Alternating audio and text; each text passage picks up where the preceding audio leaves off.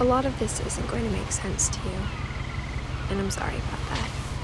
I'm just going to start at the beginning, with the house.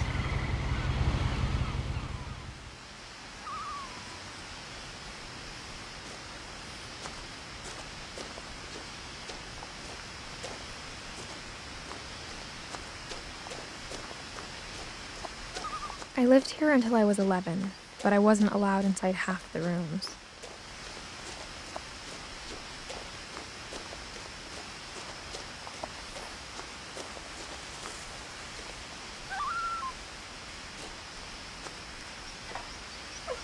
Inside the mailbox were bills from 7 years ago, marked urgent, open immediately.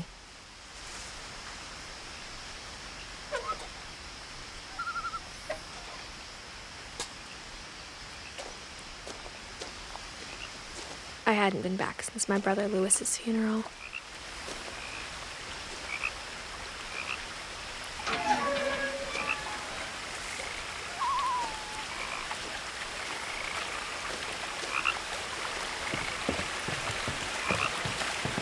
In her will, my mother left me a key but didn't tell me what it unlocked. Maybe she thought I'd know, or she thought that the mystery would be enough to bring me back.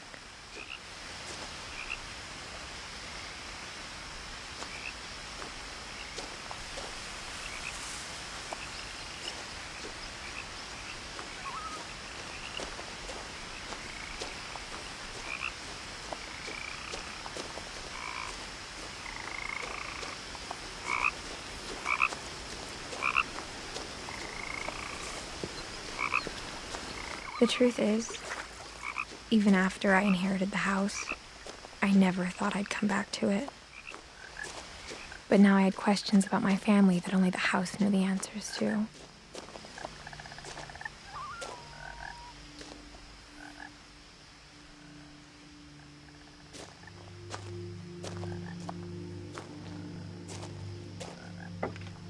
The woods around the house have always been uncomfortably silent, as if they're about to say something but never do.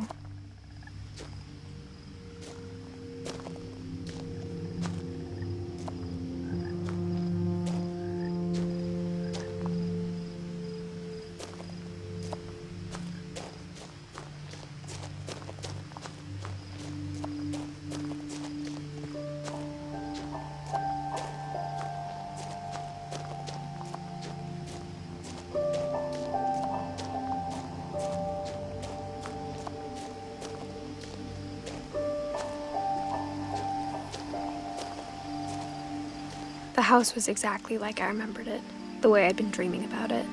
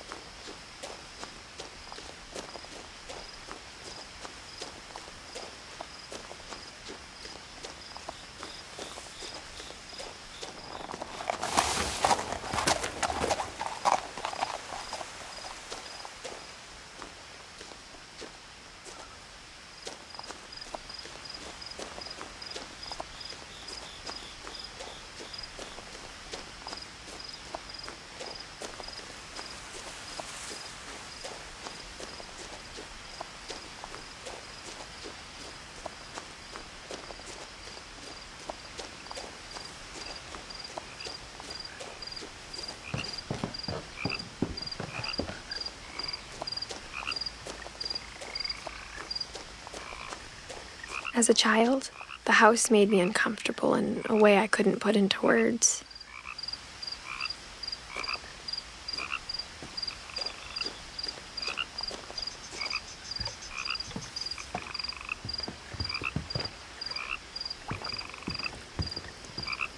I asked Edie once about the dragon in the pond. She said it had killed her husband. I was 6. It seemed like an odd joke to me even then.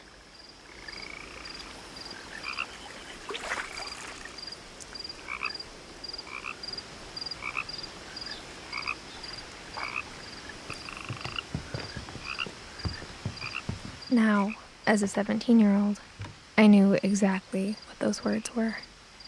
I was afraid of the house.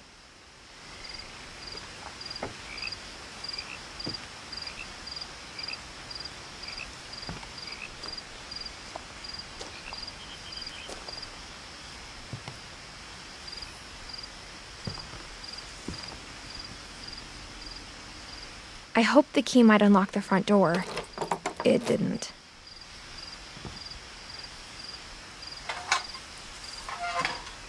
Looking in, I felt like the house itself had been waiting for me.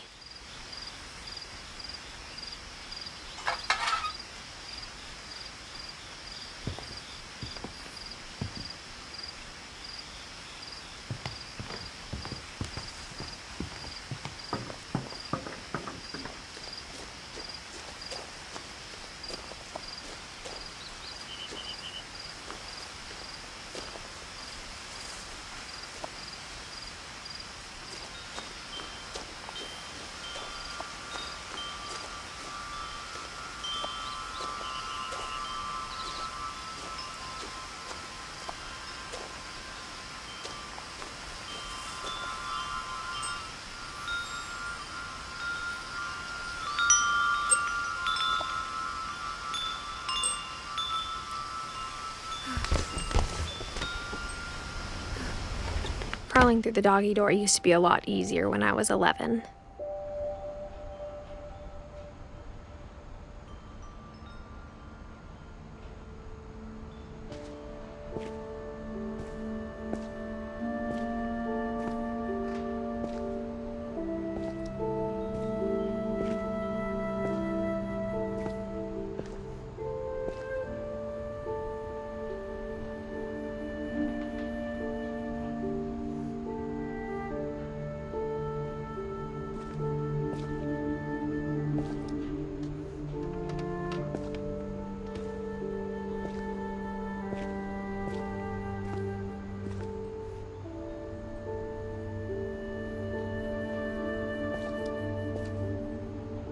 The power had been turned off the night we left.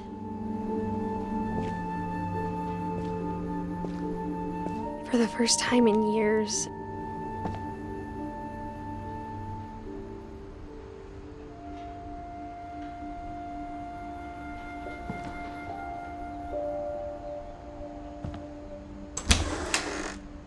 I felt like I was home.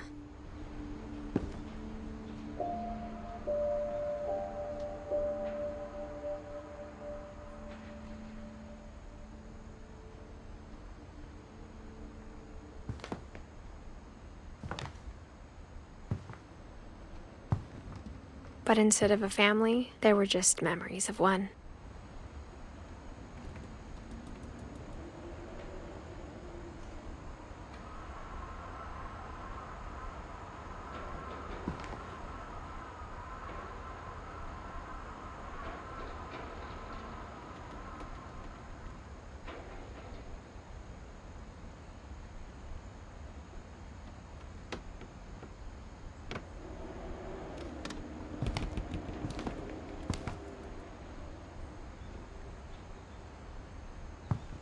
Like how after Lewis started working at the cannery, we all got sick of eating salmon.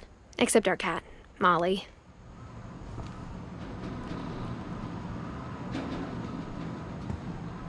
Or how only one restaurant would deliver to our house, so we had Chinese a lot.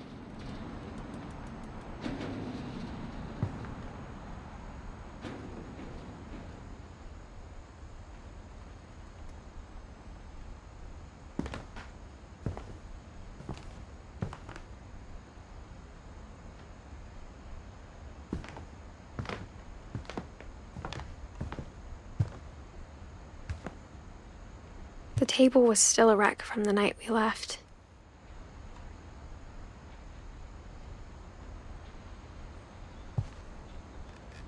It was like a bomb had gone off, killing everyone but sparing the furniture.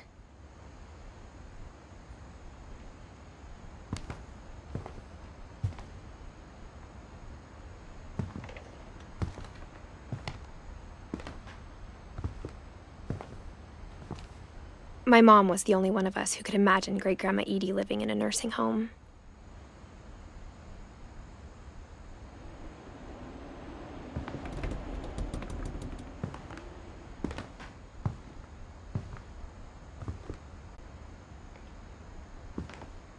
Nothing in the house looked abnormal. There was just too much of it, like a smile with too many teeth. Even the fireplace had a story. Edie told me the bricks came from the original house, after it sank.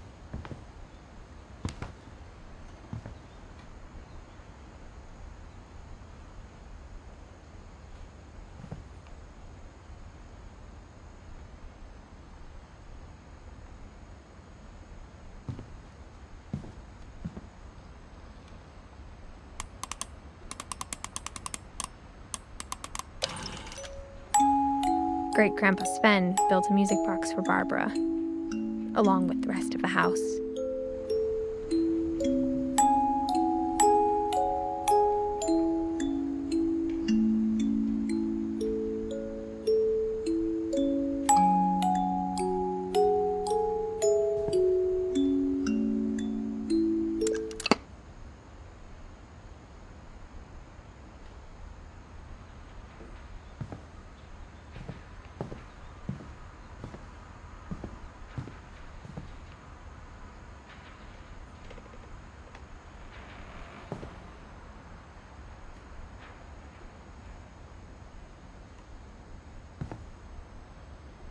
A lot of things got left behind in the whirlwind of that last night.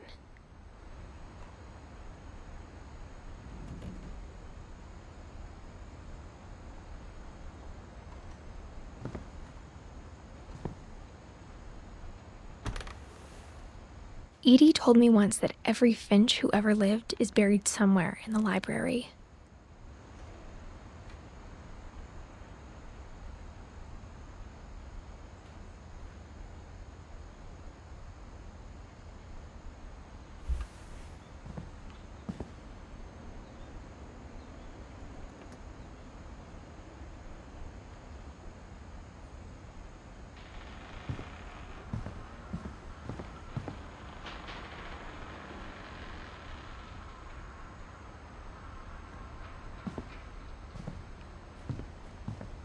Mom always told me to stay out of the basement, so I wasn't too surprised when the key didn't fit.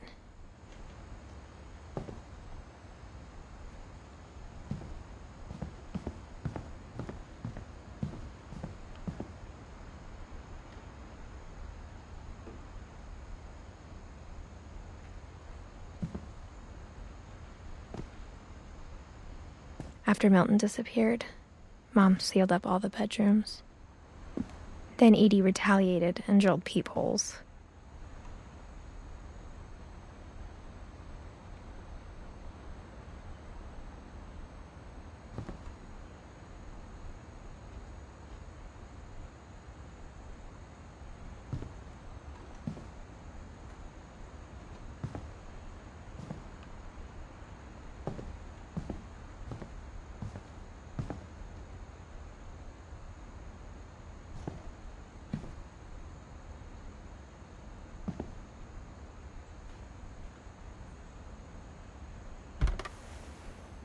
Molly always seemed like a girl I could imagine being friends with, if she hadn't died in 1947.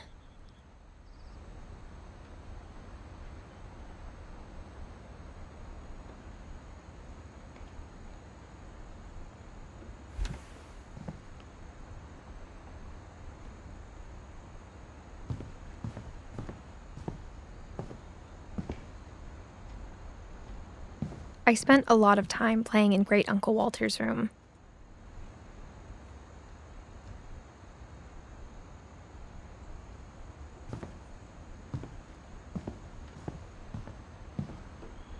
I think my mom sometimes regretted not sealing it up.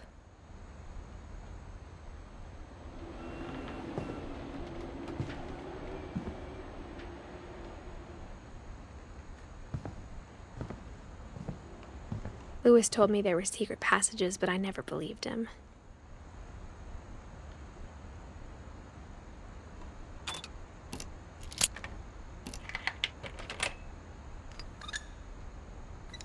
Turns out, my mom was really good at keeping secrets.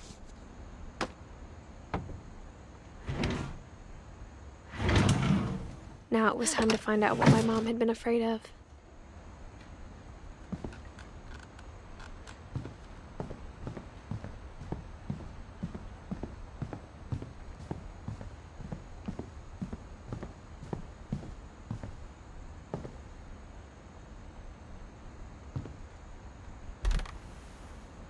The last time I was in Edith Sr.'s room, I was 10 and she was painting my portrait.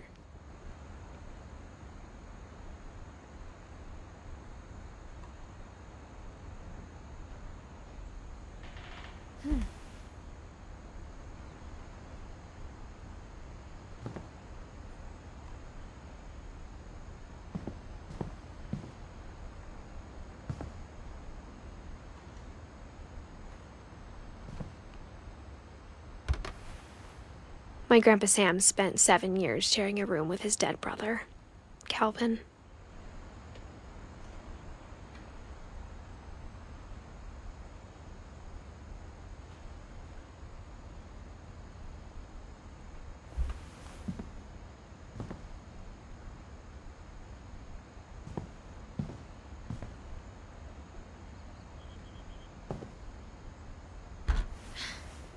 As a kid, I just assumed every house had peepholes and sealed rooms you weren't allowed inside of.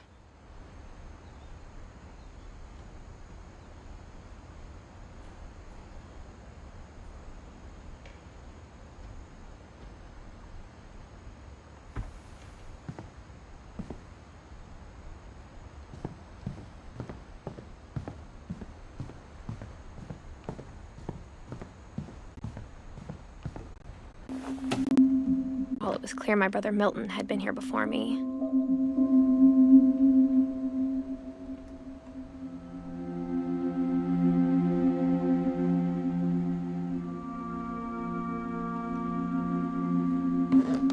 Reading this, maybe it sounds like I had a plan.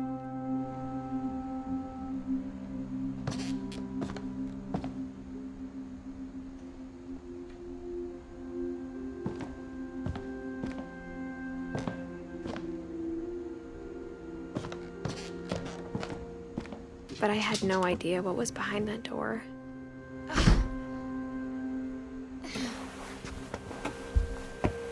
Just like I had no idea where all this was gonna lead.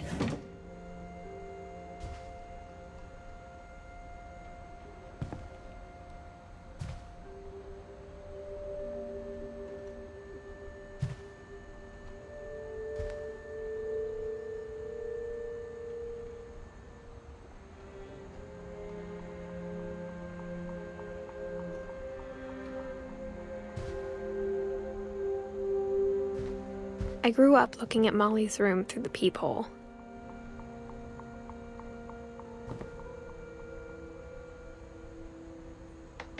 Molly's gerbil had a tiny bedroom with its own even tinier gerbil cage.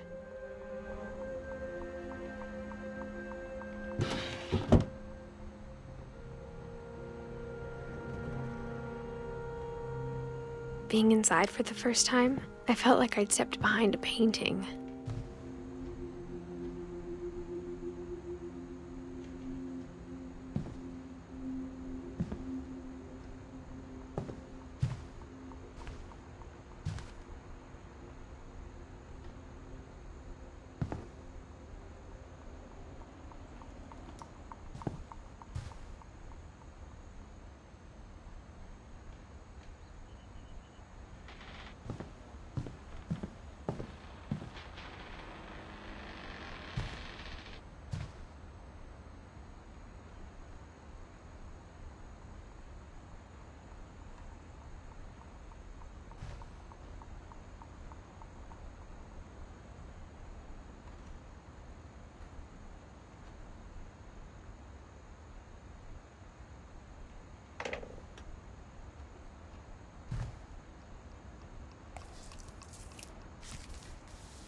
December 13th, 1947. Dear Diary, I'll be gone soon, but I wanted to tell somebody about what's gonna happen. It started when Mom sent me to bed without dinner. I woke up and I was starving, so I looked around for something to eat.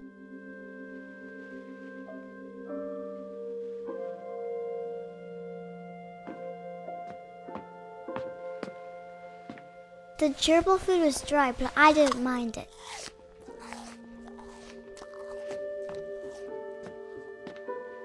My Halloween candy was all gone.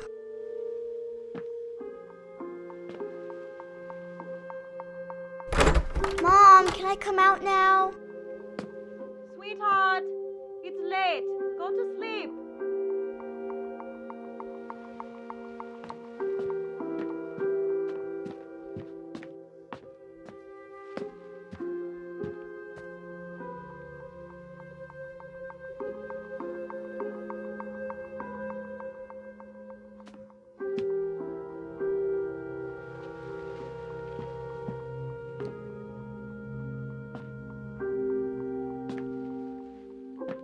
I thought about eating Christopher, but I held back.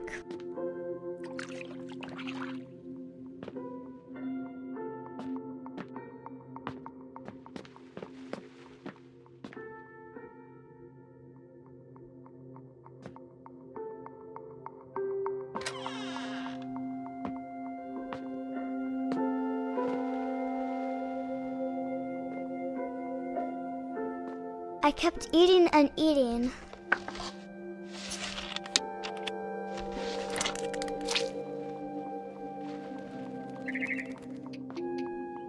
I ate a lot of things that night.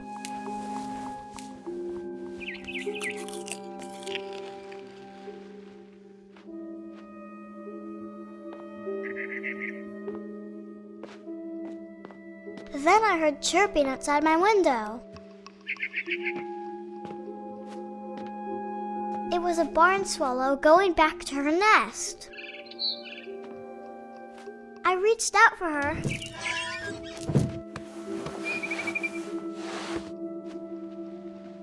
And suddenly, I was a cat.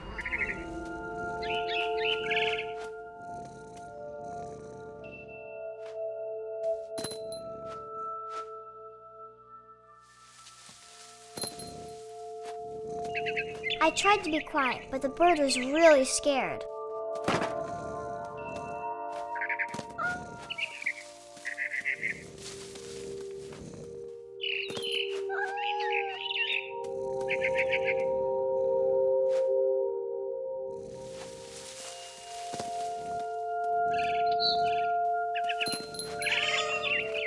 Mom and Dad didn't even look at me.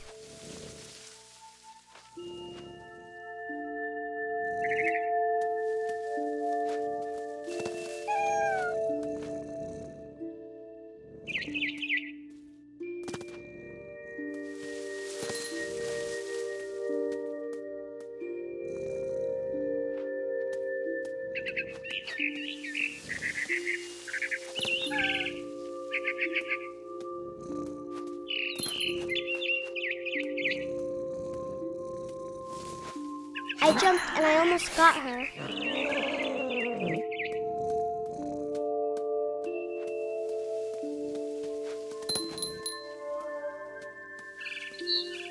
I could tell she was getting really tired.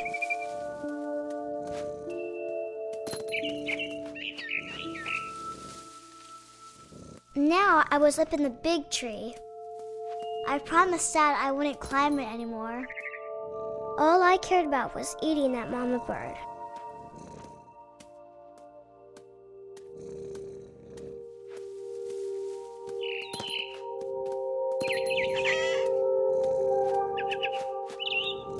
I gobbled her up. And suddenly, I was an owl. First, all I heard was the wind. Then I heard little teeth nibbling in the grass.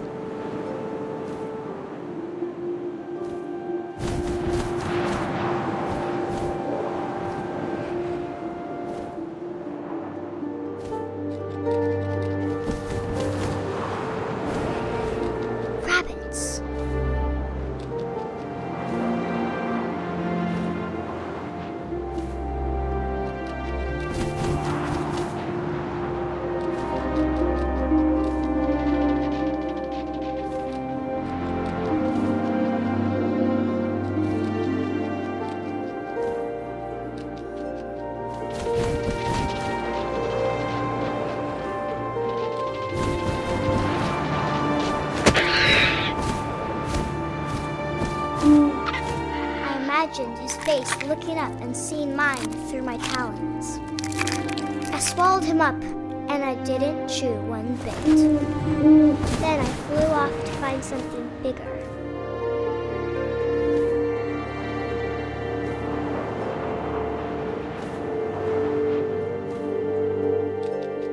A mama rabbit.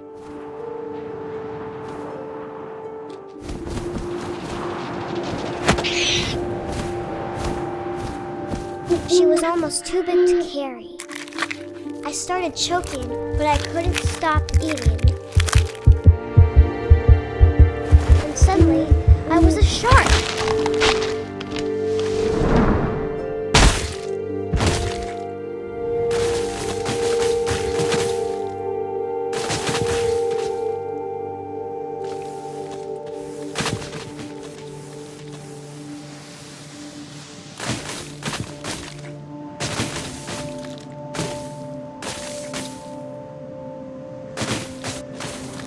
I rolled off a cliff and into the ocean. Now, I was hungrier than ever.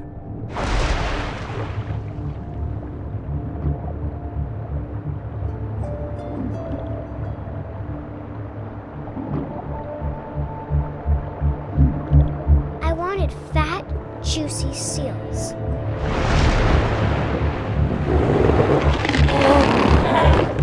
I tore off her flipper, and it tasted really good.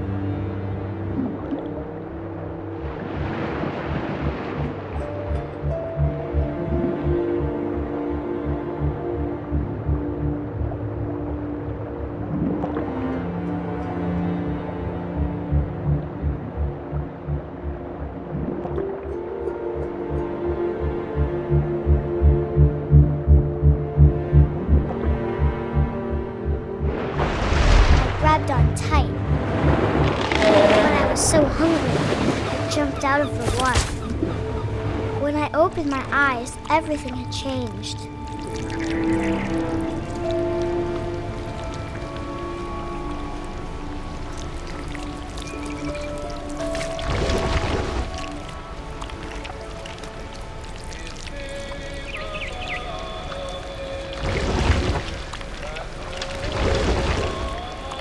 Now I was a monster, and I smelled people everywhere.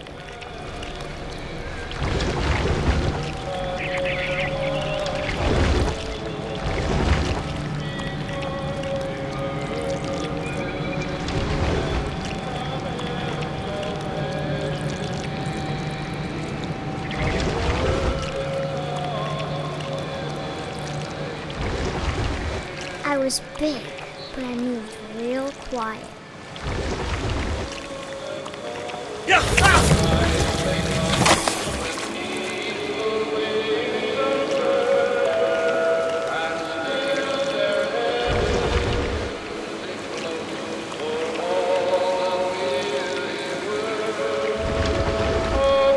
I wanted to stop, but also I didn't. Drunken sailor, what shall I do with a drunken sailor? His belly was rusty, razor, his belly was rusty, his belly was rusty, razor. What shall I do with a drunken sailor? What shall I do with a drunken sailor? What shall I do with a drunken sailor? After the last passenger, I was still hungry. And across the water, I smelled something new. Something I had to have, so I swam towards it.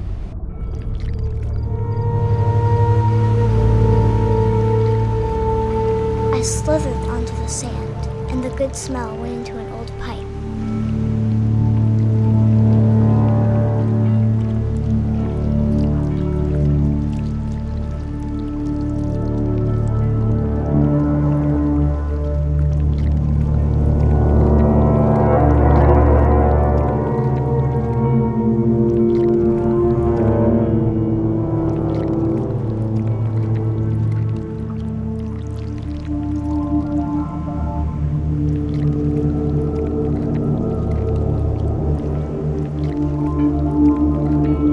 got closer and closer.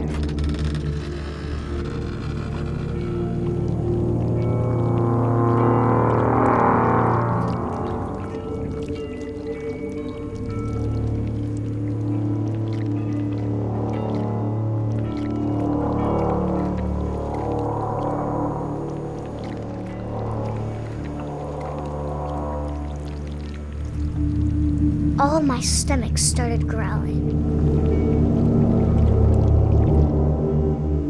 And suddenly, I was me again. I held my breath for a long time, but I couldn't hear anything. I think it's waiting for me to fall asleep. But it's not going to wait much longer. It needs to feed, and we both know I will be delicious.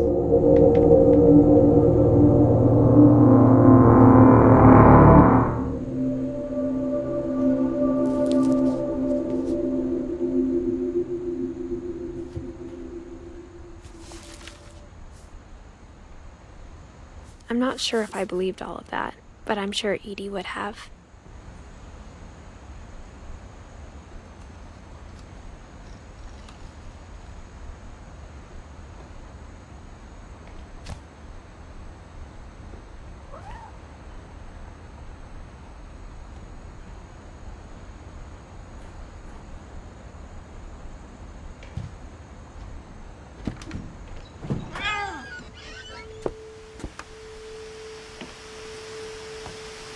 This will be obvious later, but my mom never told me any of these stories.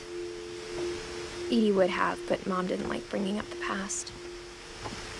Though, when we adopted a stray kitten, she was the one who named it Molly.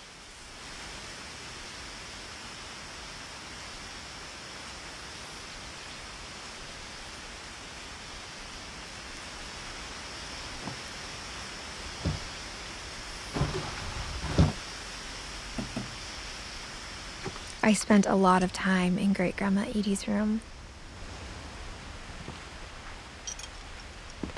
We got along, and it was a good place to hide from my mom.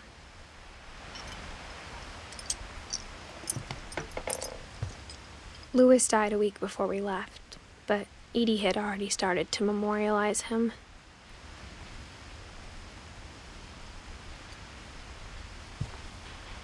Edie knit me a new pair of gloves every year, just in time to replace the old ones.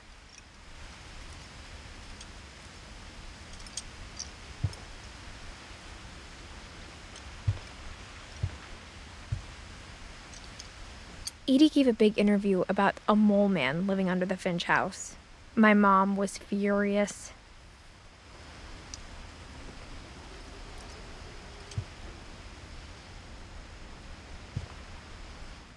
I hadn't thought of myself as Edith Jr. for a long, long time.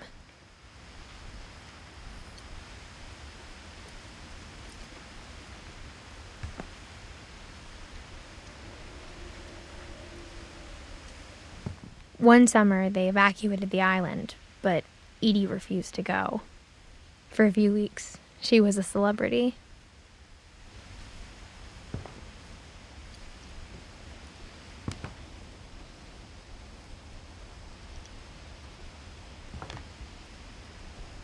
When Edie told people Sven was killed by a dragon, she could also have said he was building a dragon-shaped slide that collapsed.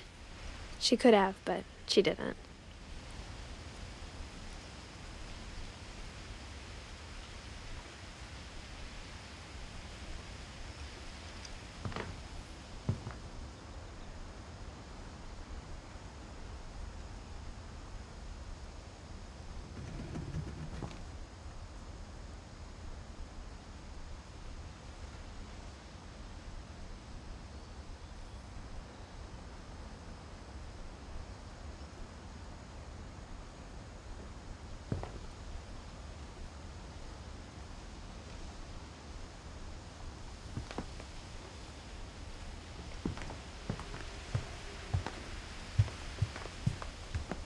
Even in her 90s, sometimes Edie seemed a lot younger than my mother.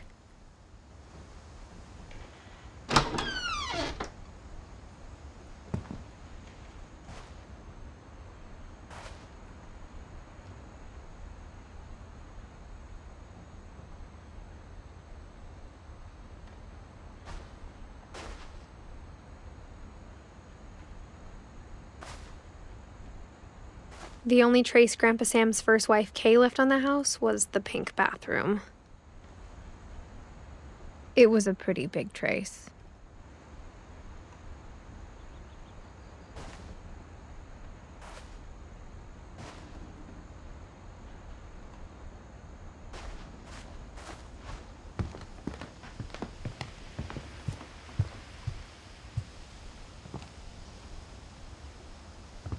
Her room was like a museum.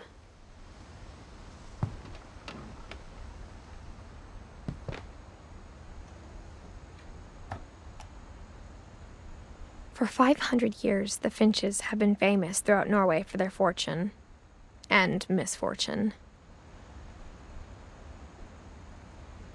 Odin Finch buries the latest victims of the family curse, his wife Ingeborg and their newborn son, Johan. On January 7th, 1937, he set sail with his family and his house, hoping to leave the curse behind. But 40-foot waves off the coast of Washington send the house and Odin to the bottom of the sea. Odin's daughter Edith, with husband Sven and baby Molly, step ashore on their new home, Orcas Island. Odin Finch is the first to be buried in the new family cemetery.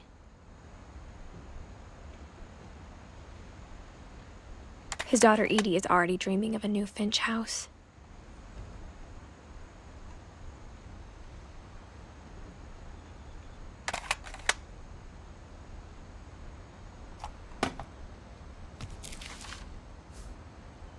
Whatever's wrong with this family, it goes back a long ways.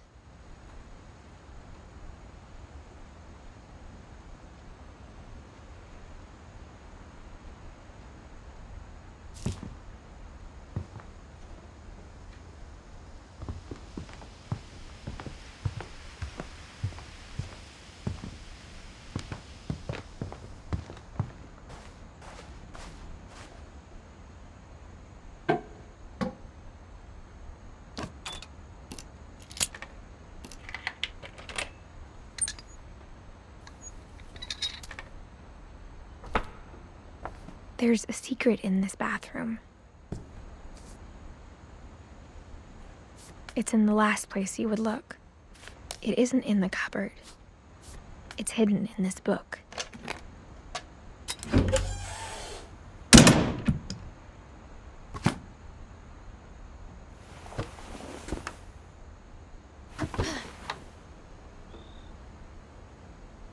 Sven gave Sam an old camera he'd refurbished.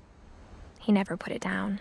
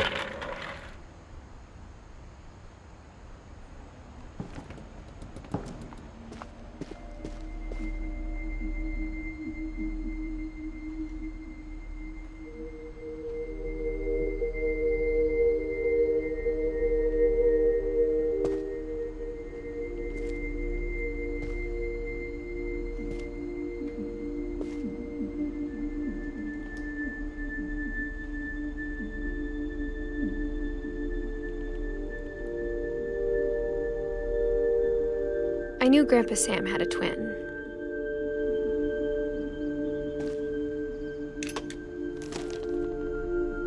And that he never talked about him.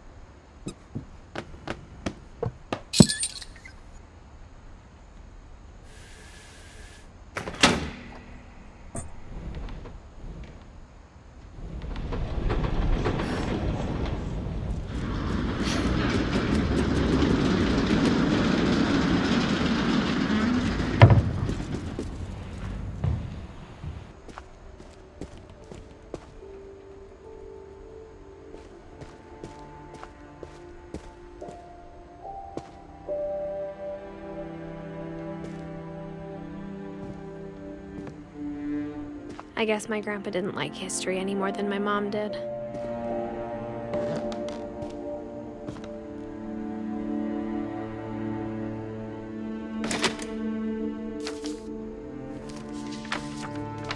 How I Want to Remember My Brother by Sam Finch. The thing I remember is that when he made up his mind, that was it.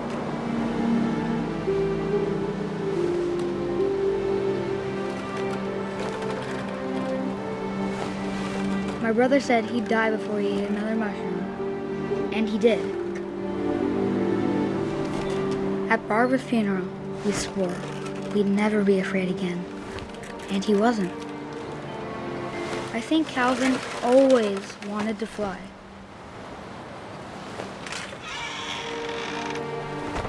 Sam, Calvin, dinner's ready. Coming! But that day, he finally made up his mind to do it. I told him going around was impossible. Maybe if I hadn't said that, Calvin, I'm not gonna tell you again. maybe if the wind hadn't picked up, then maybe he'd still be here. But I doubt it. I think he'd already made up his mind. That's what I want to remember about my brother.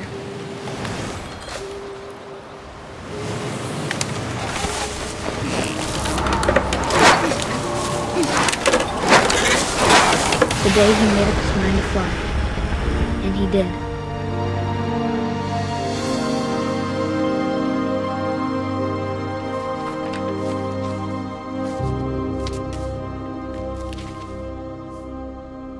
Calvin's story felt strangely familiar. When I was younger, I remember trying to do the exact same thing.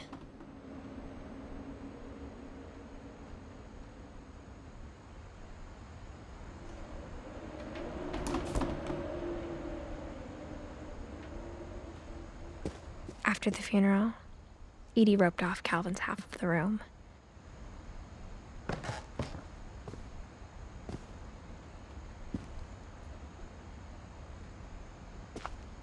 Mom said Grandpa Sam enlisted at 18 and never set foot in the room again.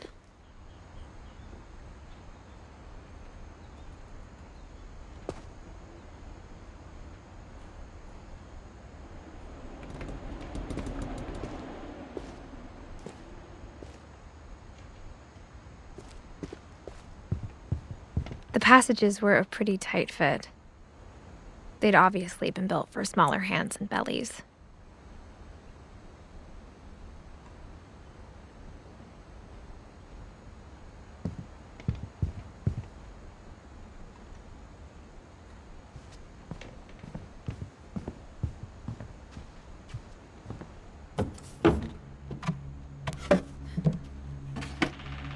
Growing up, I always thought of Barbara as a child star.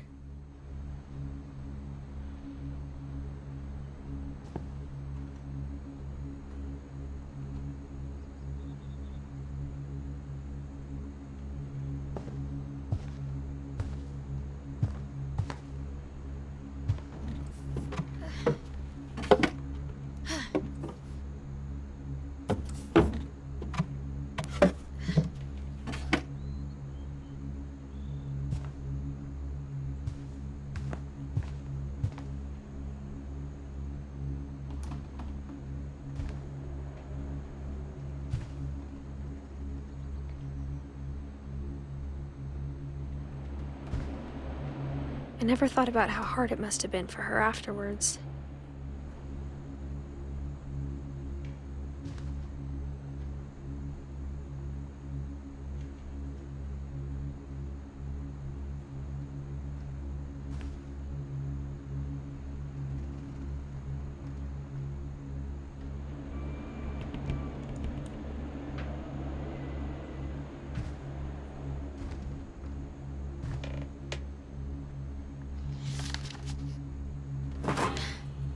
Of all the stories people wrote about Barbara's death, I'm surprised Edie saved this one.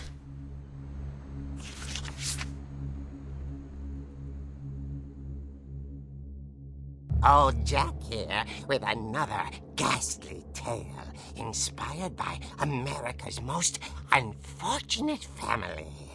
I'm calling it The Surprise Ending of Barbara Finch. As a child star, Barbara was famous for her scream. Now at 16, she was all washed up, a has-been. But in a lucky break, she'd been asked to perform her signature scream at a local convention for monster movie fans. It was just the boost her career needed. Unfortunately, her scream hadn't aged well. Getting better. I think you just need the right motivation. Her biggest fan and current boyfriend, Rick, was about to demonstrate when... Now that was a great scream. It was Barbara's father, Sven.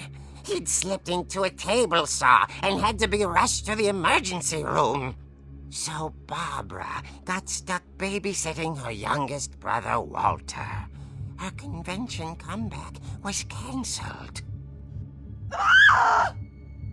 Okay, I'm hearing frustration, but I'm not hearing terror. What if I tried... A gang of hoodlums in Halloween masks have been terrorizing Orcas Island tonight. Police are urging residents to... That came from the basement. You're right! Also, I loved your delivery on that. Why is your basement door locked?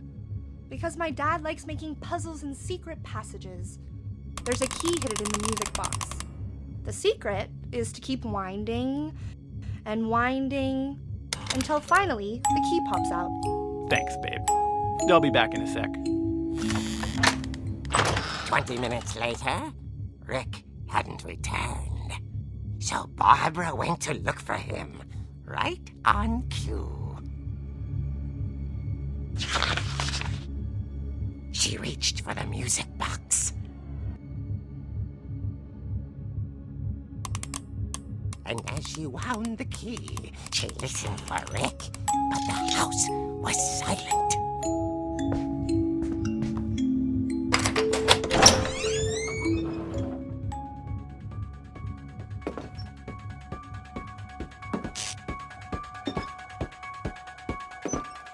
She found Rick's crutch and imagined the worst.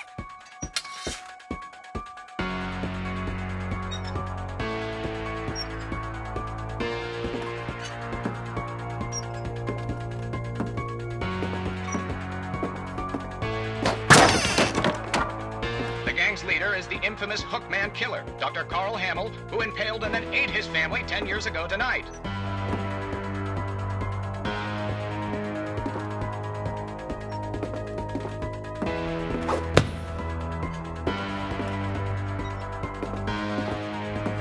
The old Finch rattled and grew still. Oh dear! Oh! Rick? Barb, relax. I was just trying to scare you to help you find your scream. Well, I'm not scared, Rick. I'm furious. Then act furious. All I'm getting from you now is that you're hurt and confused and you're...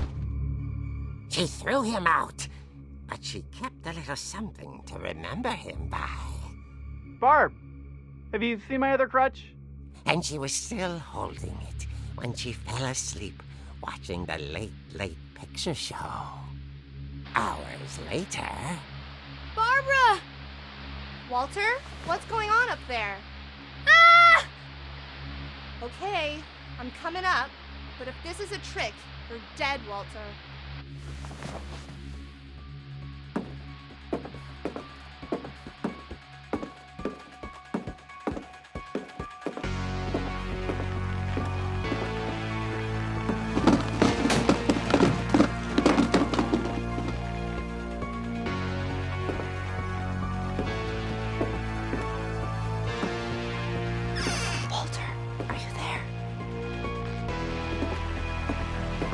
Walter had vanished, but his bedside radio was still on. Orcas Island police describe the man as 6 feet tall, with a steel hook for a hand. Residents are urged to lock all doors and windows and notify the police of any suspicious activity. Barbara turned, saw the hook man, and was speechless. He was quite smashing.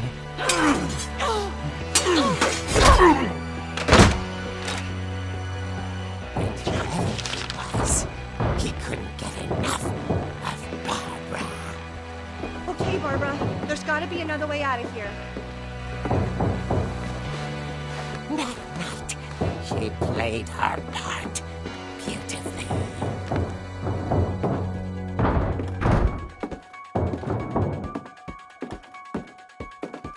She thought about abandoning Walter, but just couldn't do it.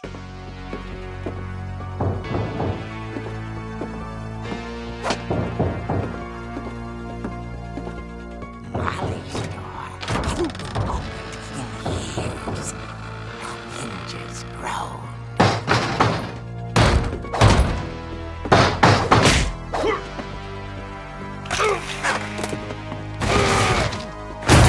He wasn't moving, but she sensed the story might not be over yet.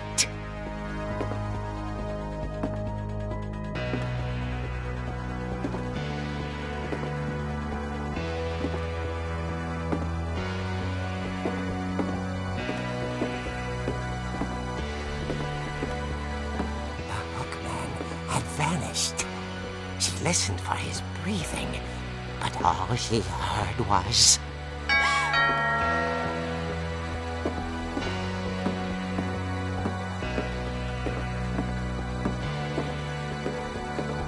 At the door, she heard whispering. It was coming from inside the house.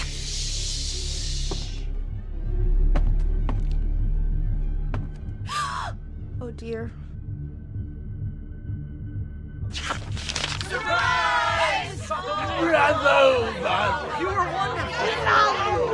monsters had come to surprise her. For Barbara, it was a dream come true. Then she saw what kind of monsters they were, and she realized what was about to happen. She was going to be famous. And with her final breath, Barbara Finch gave the performance of her life.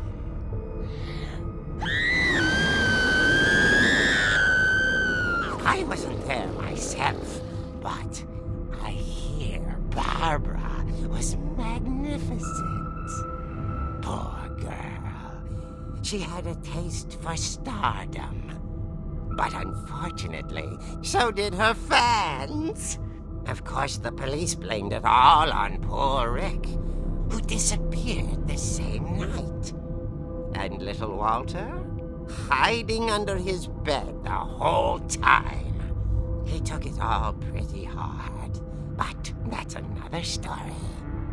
As for Barbara, tucked inside the music box was all they ever found of her. Her ear. Now that's what I call a real eerie tale.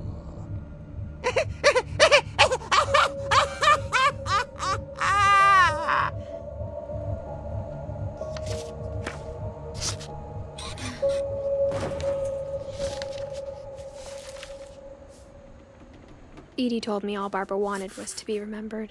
As absurd as that comic was, maybe what Edie saw was a happy ending.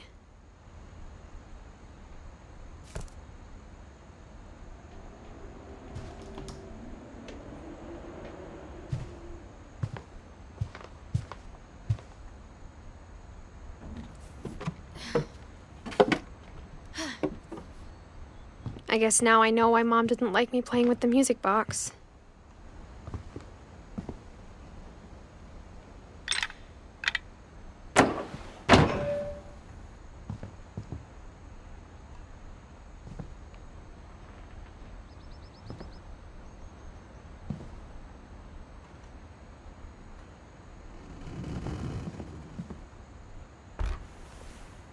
Barbara was a child star for 2 years, until America grew out of it.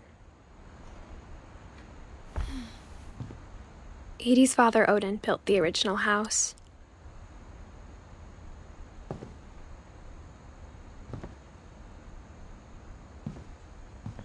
Whenever people ask me about my family, the first thing they always want to know about is Barbara.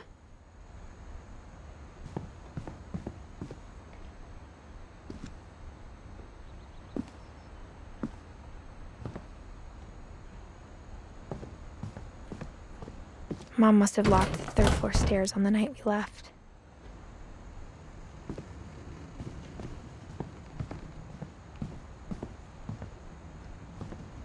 It's funny.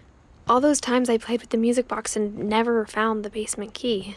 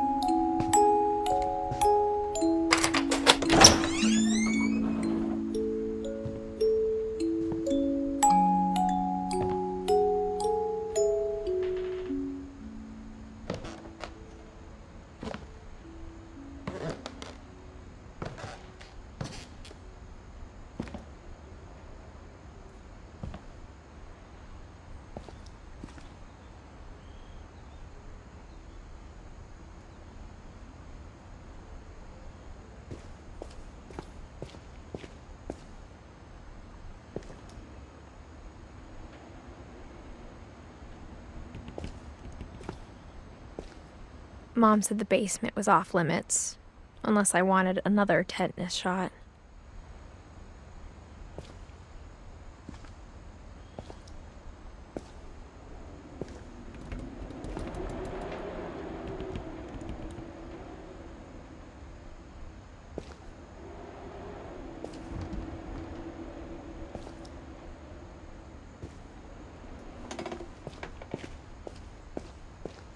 I saw Edie sneak down to the basement once, carrying packages.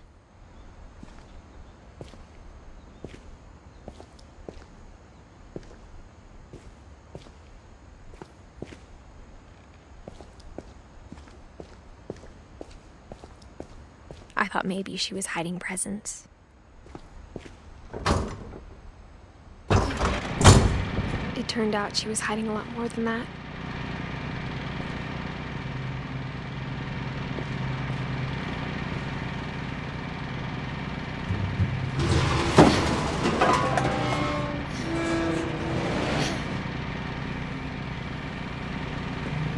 I remember asking Mom once about where Walter had gone.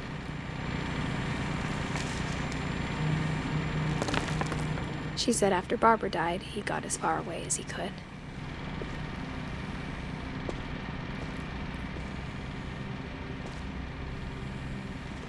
If there's a pattern in all these stories,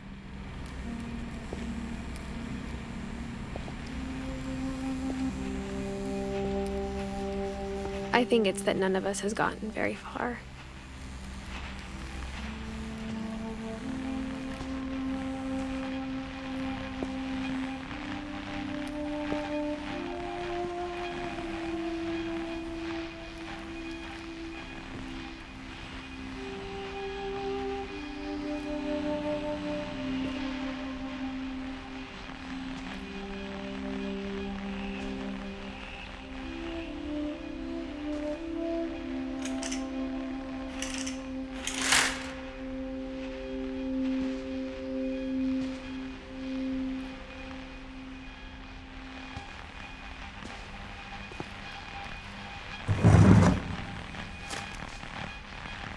Goodbye, everyone.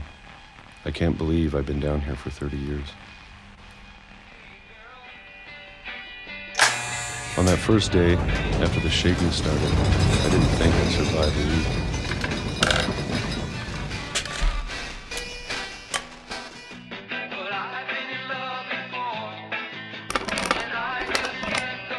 But after a few days, I settled into a routine. That's what kept me sane.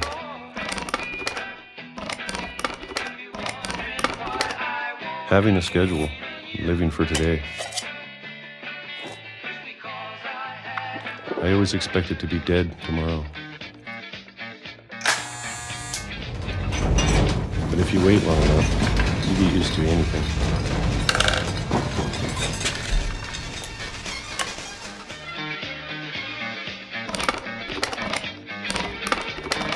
Even a monster on the other side of the door starts to feel normal. Almost friendly.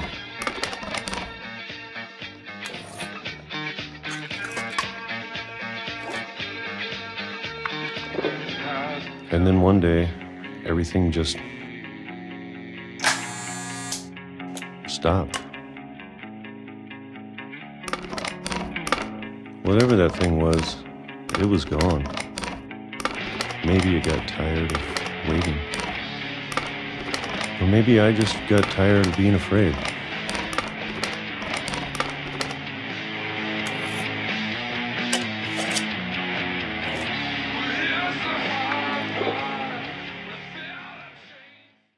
It's been a week now, the longest in 30 years. I'm done waiting. I have to leave while I still can.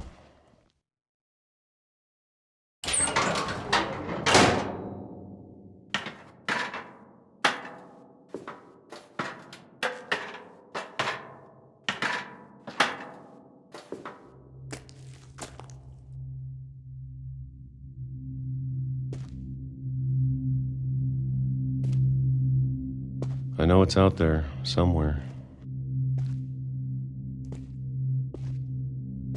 Whatever killed Barbara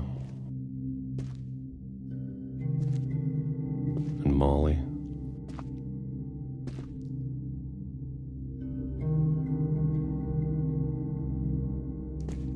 and Calvin.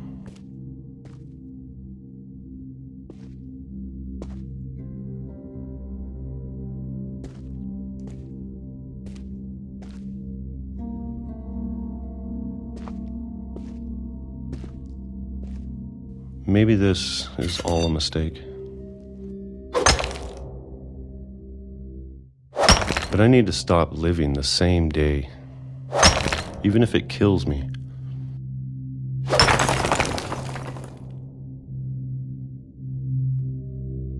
Whatever's out there, I want you to know I'm ready for it.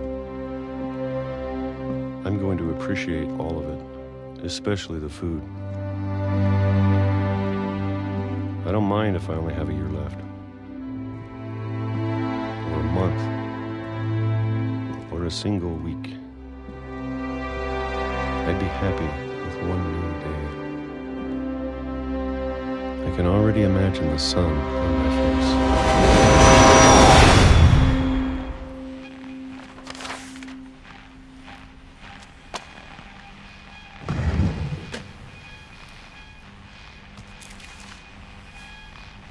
Walter died when I was 6. I can't believe my mom never told me he was down here.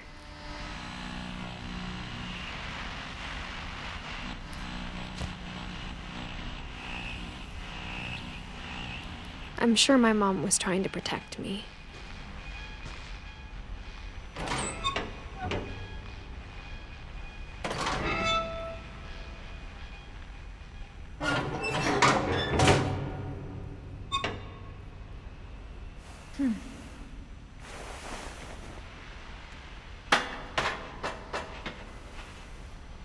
Maybe she was afraid I'd end up like Walter.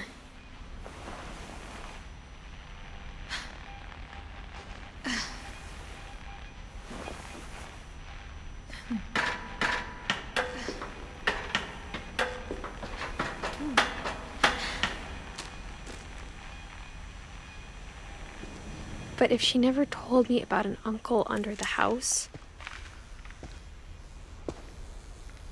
I can only imagine what else she was hiding.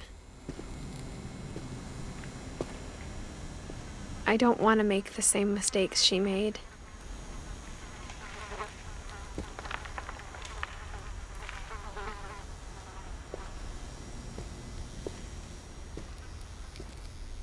Trying to bury something that's still alive.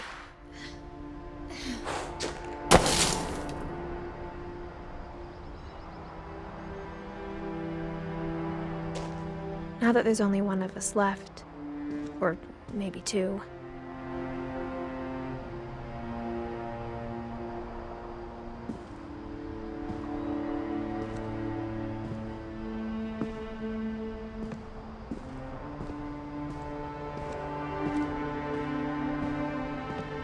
I thought it was time I heard the stories for myself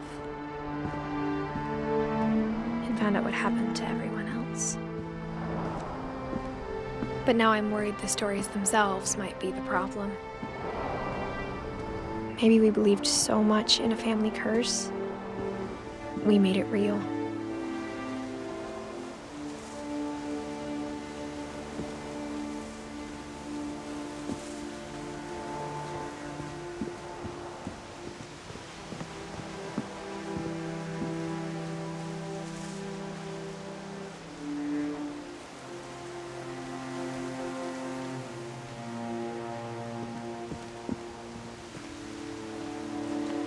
I don't know if I should even be writing this.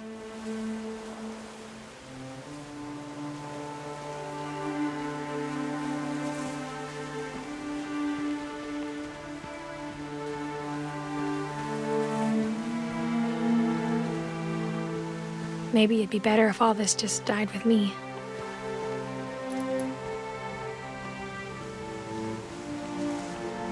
But I thought you should know about your family.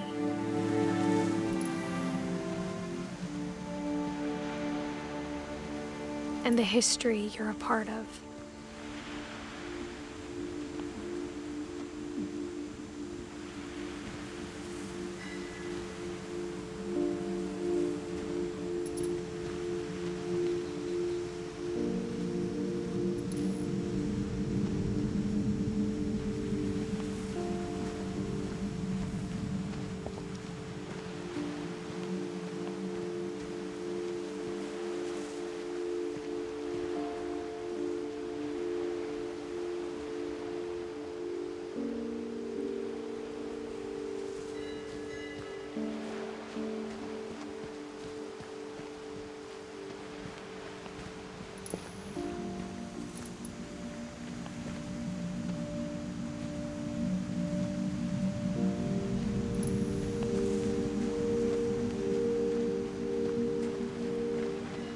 Though to be honest, I feel as lost as you probably do right now.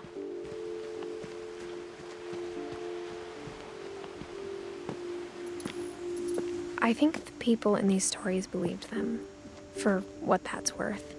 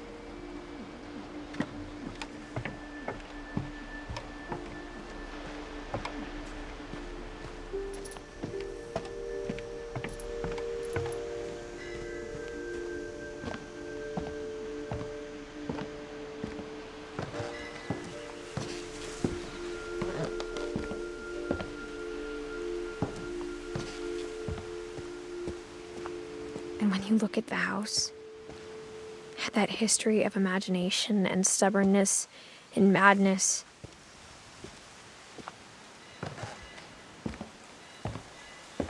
any of it seems possible.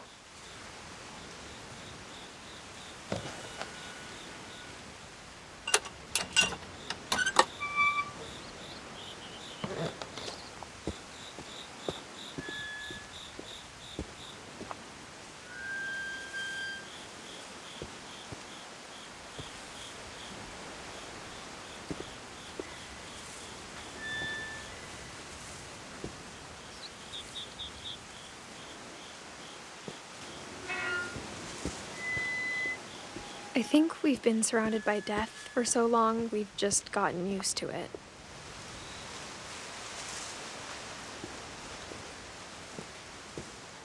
What kind of family finishes building a cemetery before starting the house?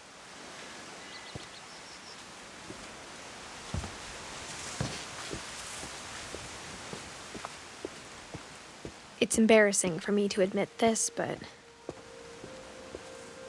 the pet cemetery made me more uncomfortable than the human one. 3 of the gerbils are mine, and 2 had been my fault.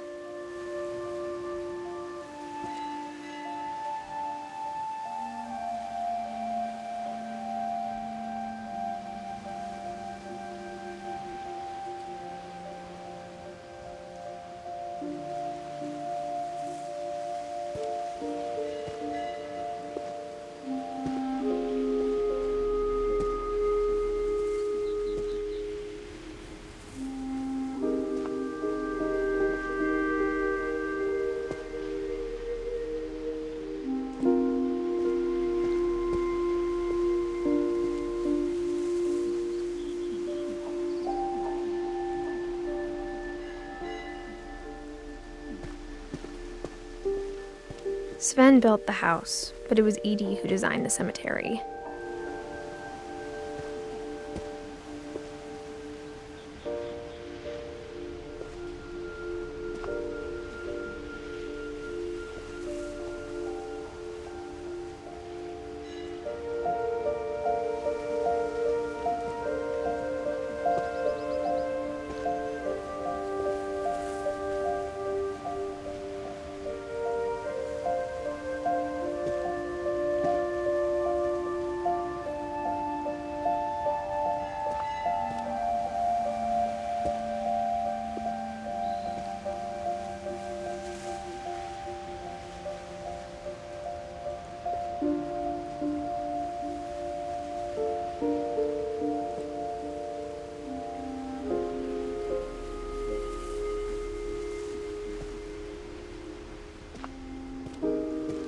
I'm sure Odin's monument had been Edie's idea. My mom was always trying to move on, but for Edie, the past never went away.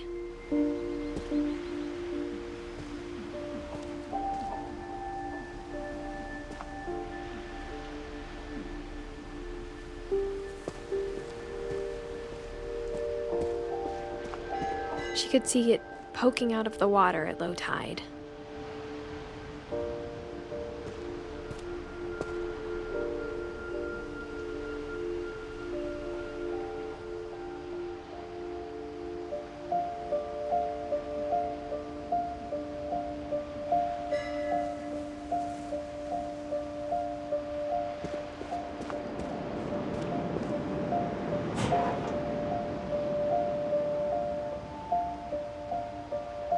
Edie said she dreamed about the old house every night.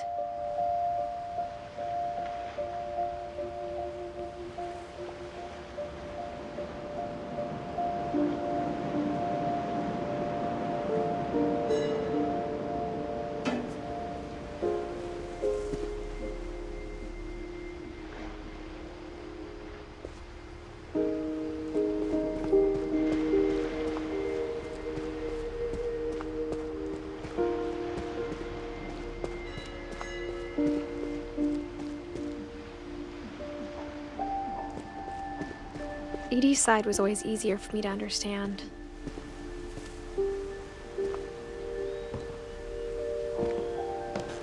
But the older I get, the more I can see where my mom was coming from. Her dad had been pretty strict, but it wasn't enough to save her brothers. She was just trying to do better.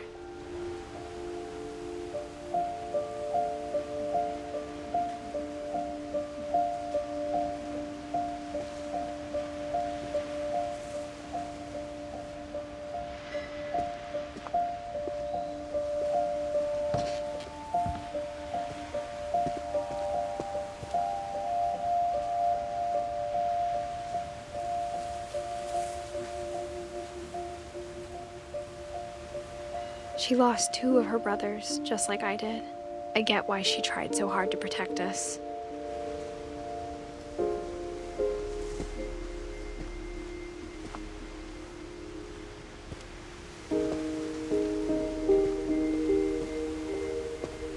There's so many things I wish I could ask my mom now. Part of me thinks this is what she wanted all along. For me to come back someday and find everything out for myself.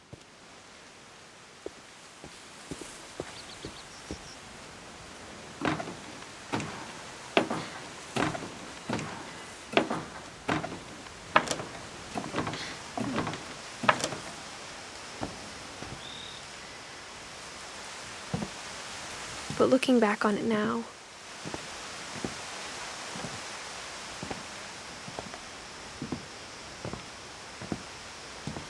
if she told me there was going to be so much climbing, I never would have come when I was 22 weeks pregnant.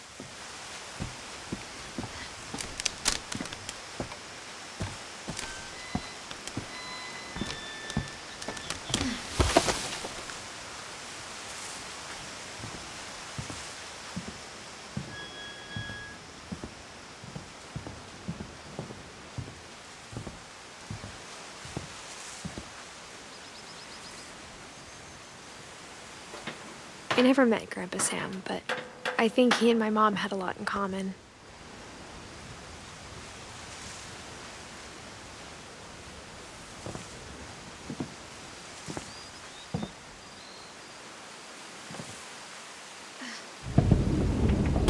They were both pretty intense.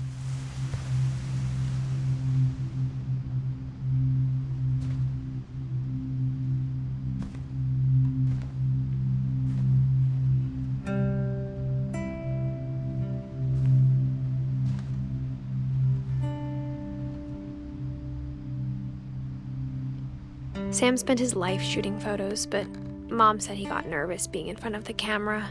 I guess we're all afraid of something.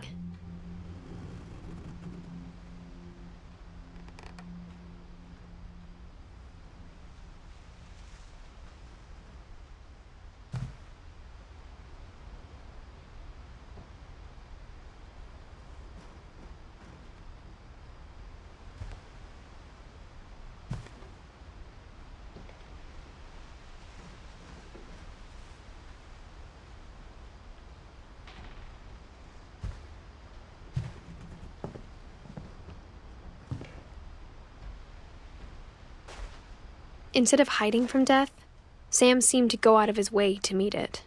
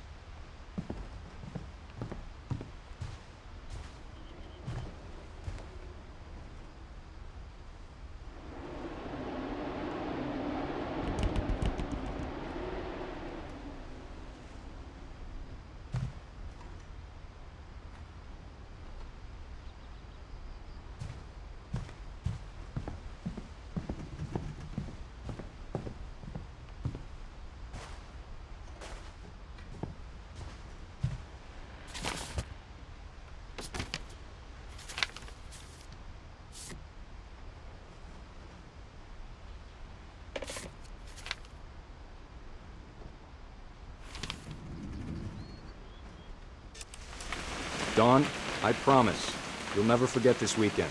Yes, sir. These memories are gonna last a lifetime. Am I gonna have to shoot anything? It's a hunting trip, Dawn. Shooting is strongly encouraged. Perfect. It's gonna rain the whole weekend, isn't it?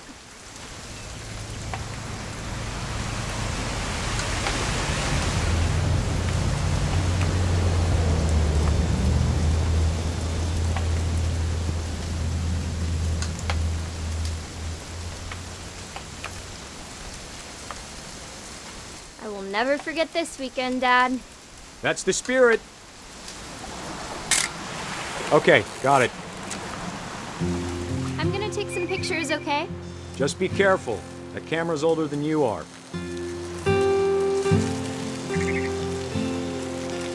Definitely should not have drunk all that coffee. You're right, Dad. It's starting to clear up. Still freezing, though. Nothing quite like being outside. Hey! That's a keeper. I'm just saying, I'm not always gonna be here, Dawn. You'll need to remember this stuff, if you want to survive. I'll be fine, Dad. You know who else thought he was gonna be fine? Some guy who died. Dawn, I'm being serious. I know, Dad. You're always serious. Doesn't being out here make you want to chill out? Well, to tell you the truth, I haven't been out here in 20 years.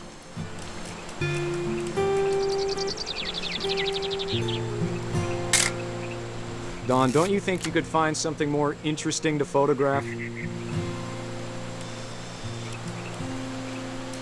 Last time I was with my brother Calvin. Man, that was a great trip. Your grandpa Sven taught us how to fish, how to build a fire. We found an old logging trail. There were deer everywhere. I bet if I could remember where that trail was, we'd spot a buck for you in no time. Give me a minute to check the map.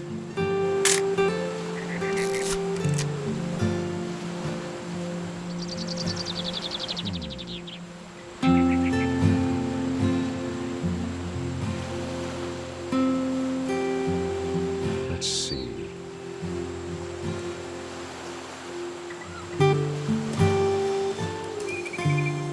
Maybe.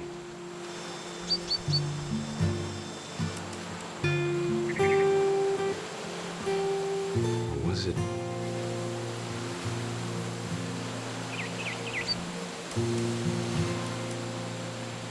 Could have been.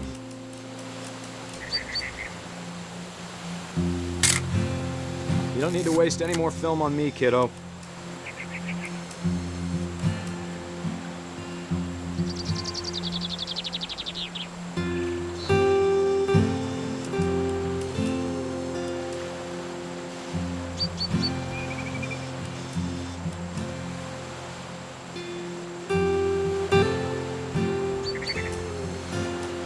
Dad! Good eyes, Dawn.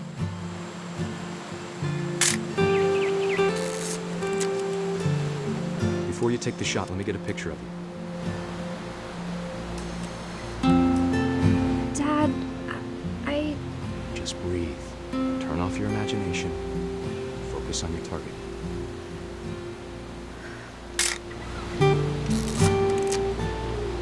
Let me get behind you.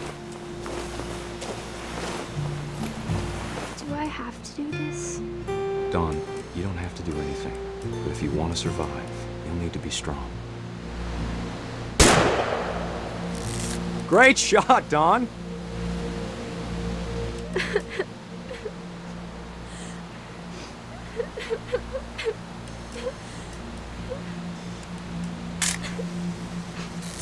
I'm proud of you, Dawn. Always remember that, okay?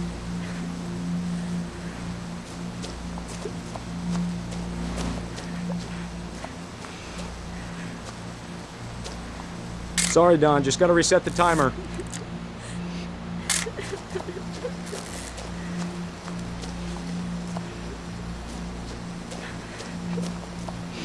Dad, it's twitching.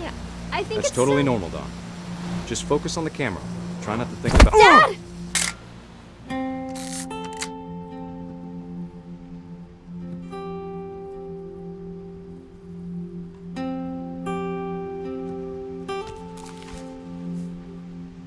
Of all these stories, that's the one I wish most that my mom had told me.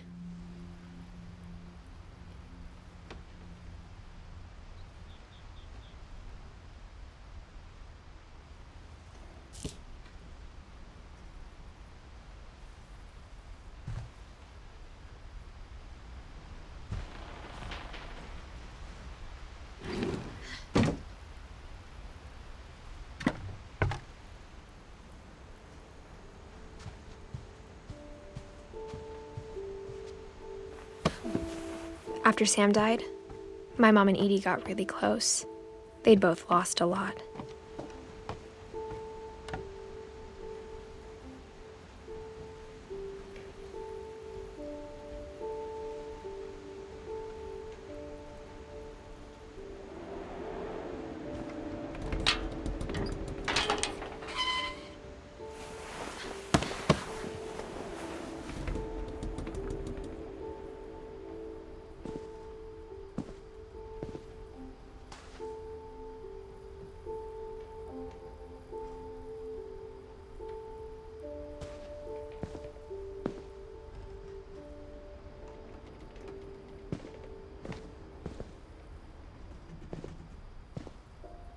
I can't imagine my mom ever writing poetry, and yet...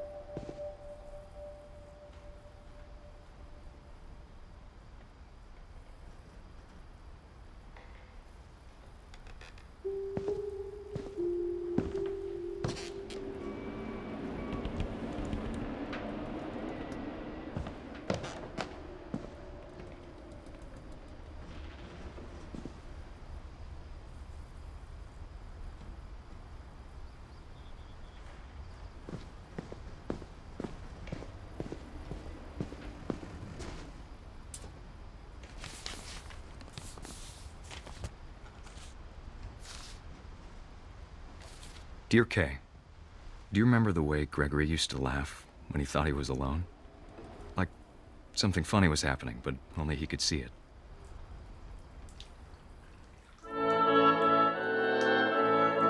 I think he saw things the rest of us don't.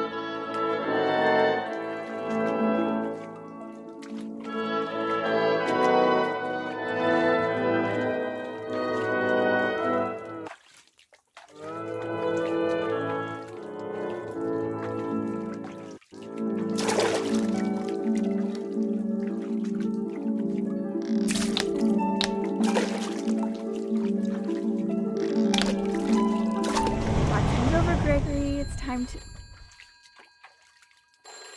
Hold on, sweetie. Hello? Sam, I told you I don't want to talk right now. I wonder what he saw.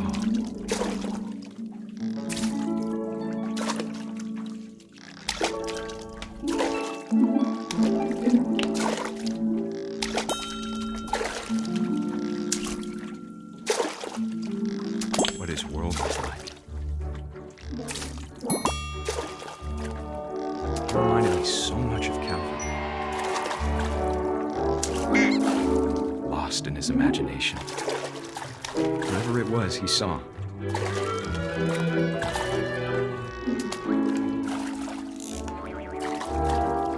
It sure made him happy.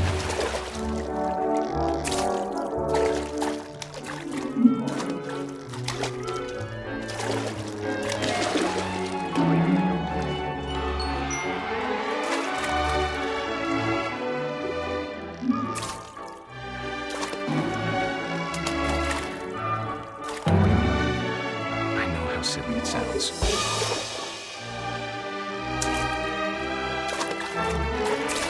But I worried about a big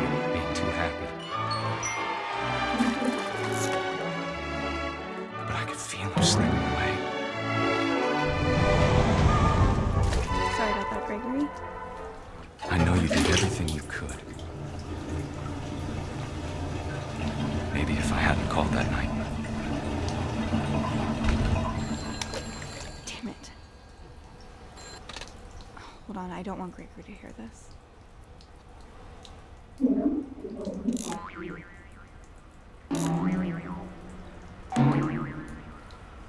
I wish she could have told us about the world we saw.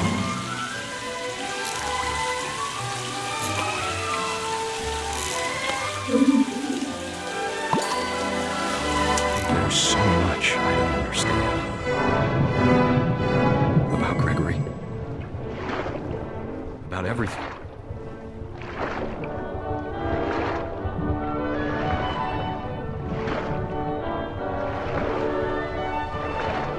But I know what happened wasn't your fault.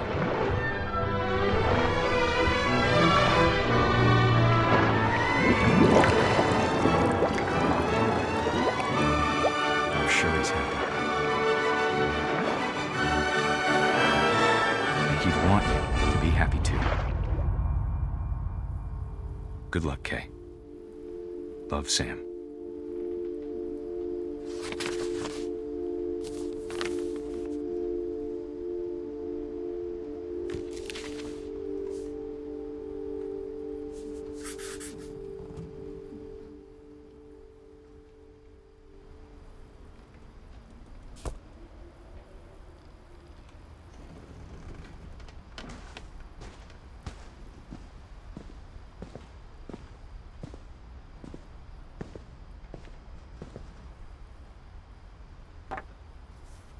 A poem for Gus, who always said the wedding was a bad idea.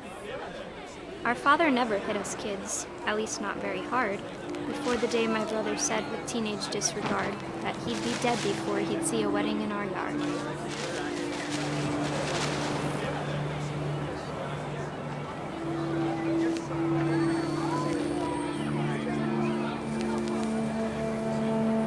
My father made him come, of course, but Gus stood far apart, just flew his kite and bottled up the storm inside his heart.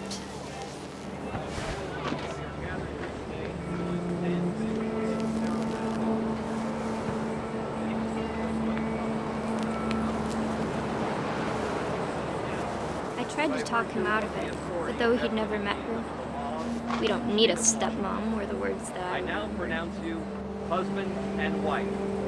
You may kiss the bride.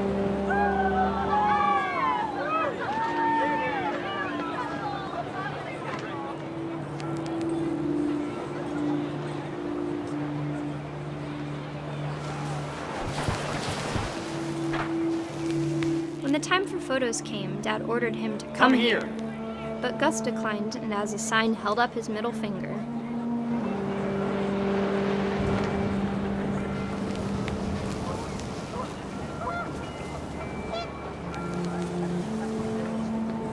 The wind picked up and panicked geese appeared and quickly went. But all the humans did that day was go inside the tent.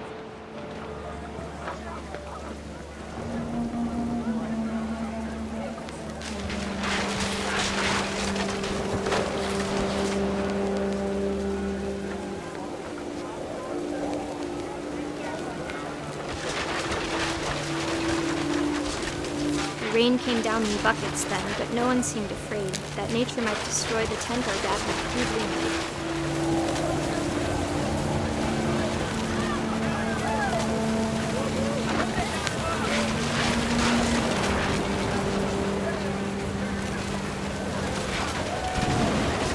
The thunder sounded much too close and full of angry power.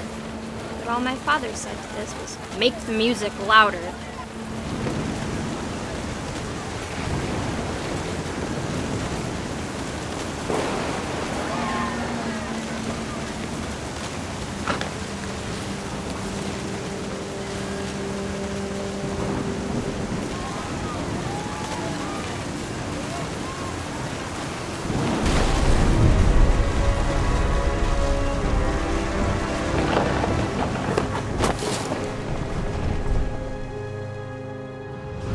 I wish that I could truly say I thought about you on that day. Out there on the beach alone, just you, the wind, the sea, and foam. But I didn't. until we found you.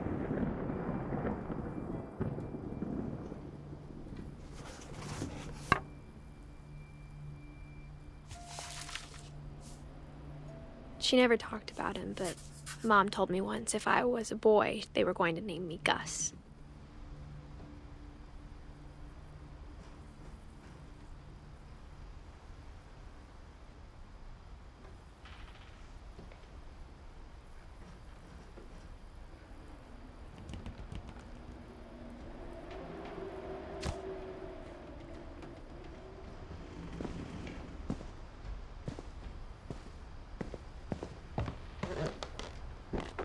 My mom moved up to the loft after her brothers died. At the time, it was as far away as she could get.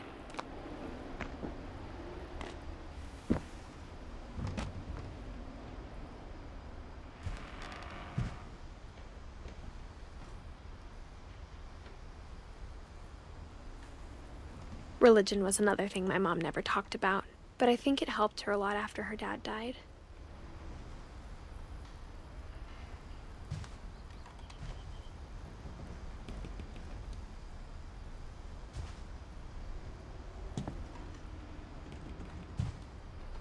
She spent a summer building houses in Calcutta, where she met my dad, Sanjay.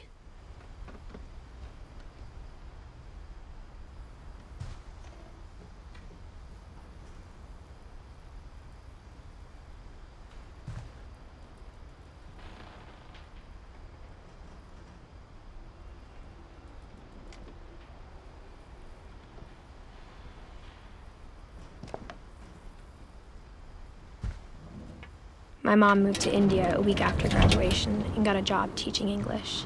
Louis was born a year later.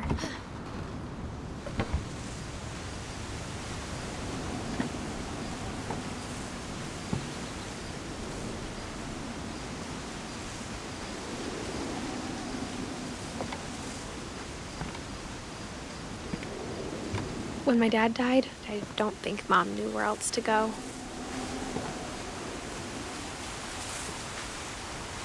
I'm sure Edie was happy to have her back.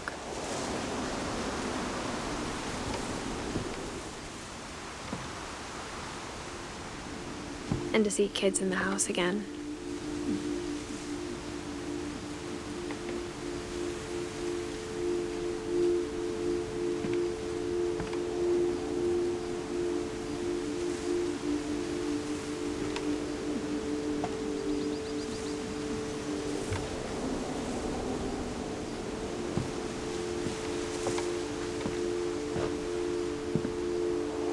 The house had to get a little bigger, but Edie was used to that.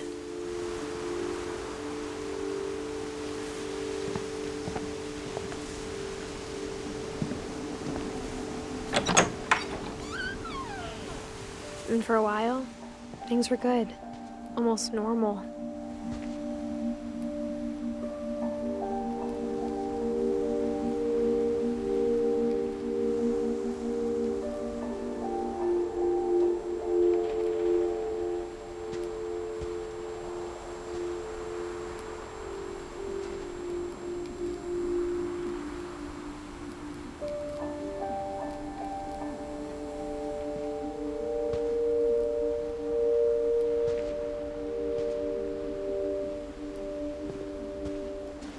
But it didn't last.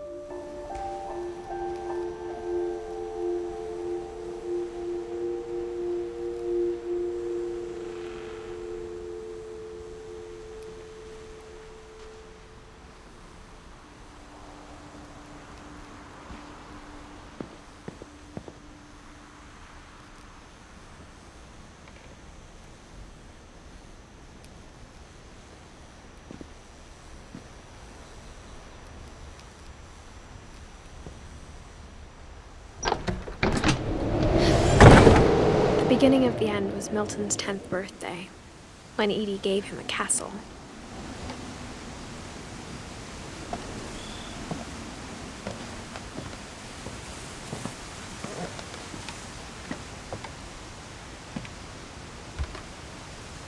After Milton disappeared, the only thing he left behind was a room full of paintings.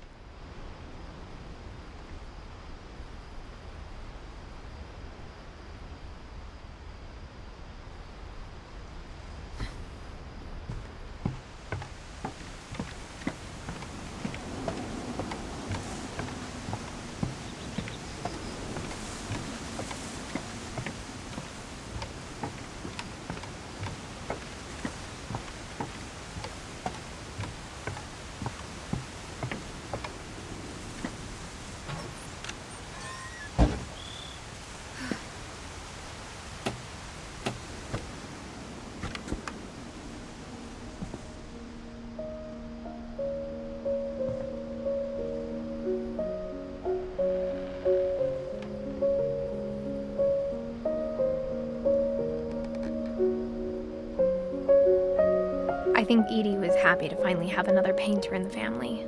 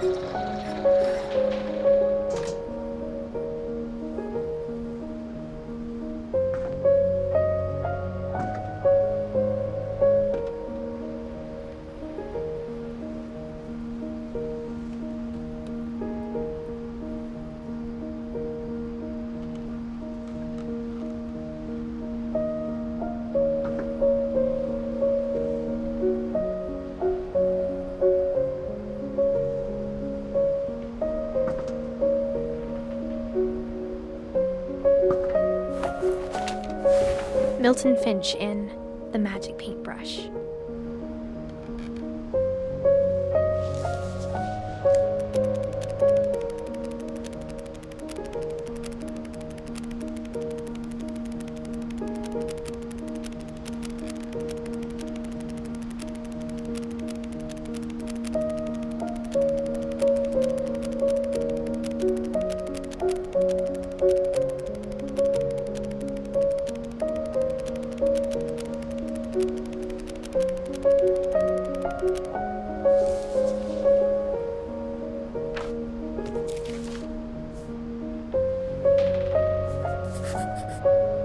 I was 4 when Milton disappeared.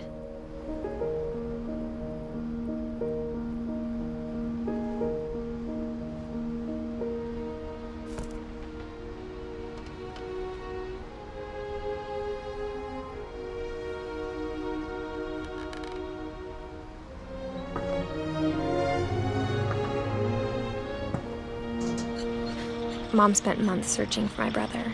Then she sealed the doors.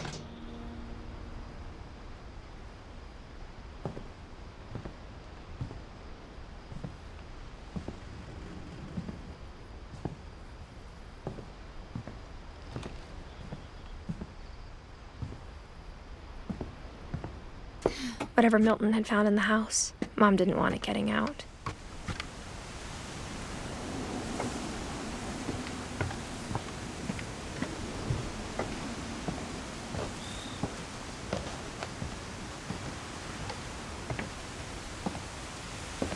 Mom definitely blamed Edie, but I think Louis blamed himself.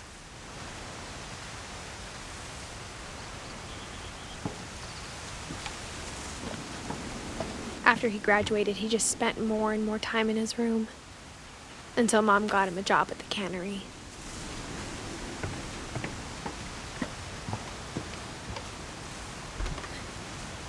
Everyone always told me to stay out of Louis's room, except Louis.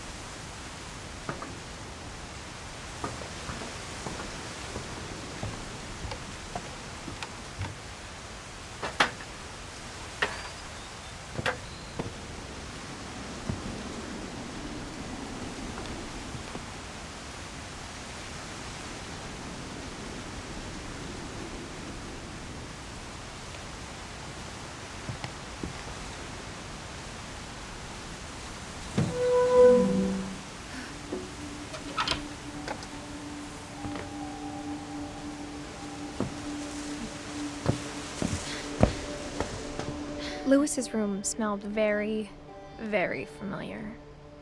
That part of him lived on.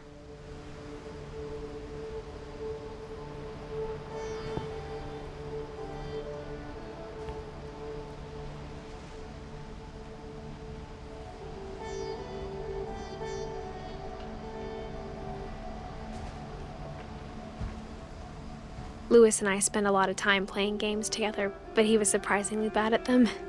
He died a lot.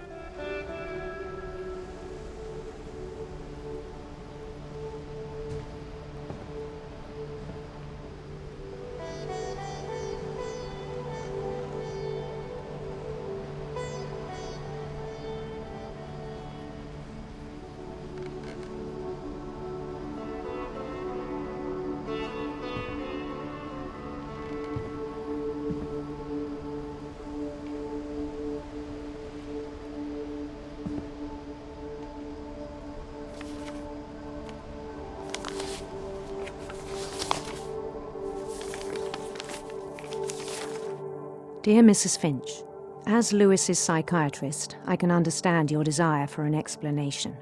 As I see it, the trouble began in January, shortly after we convinced your son to seek treatment for substance abuse. Newly sober, I believe Lewis first noticed the monotony of his daily life.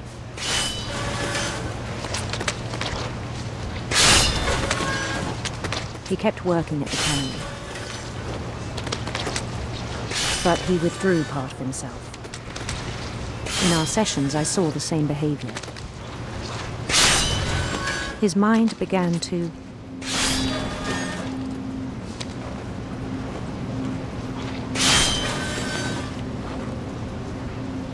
wander.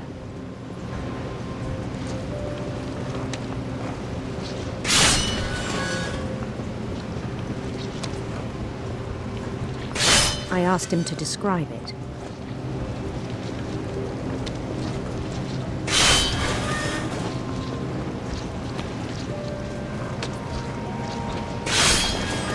He said he started small,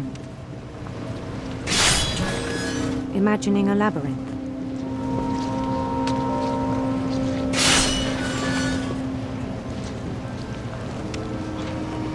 He'd feel his way about. Then something moved.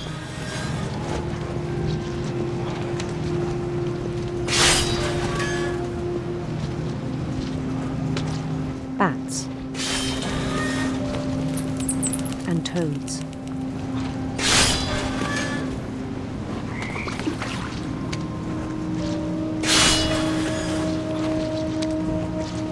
And things that have not names.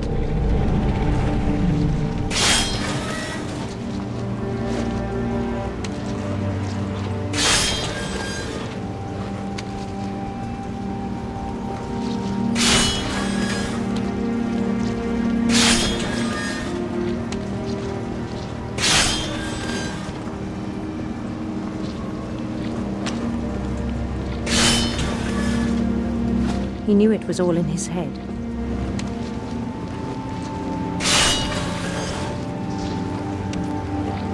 But he took it very seriously. I had hoped he'd find himself.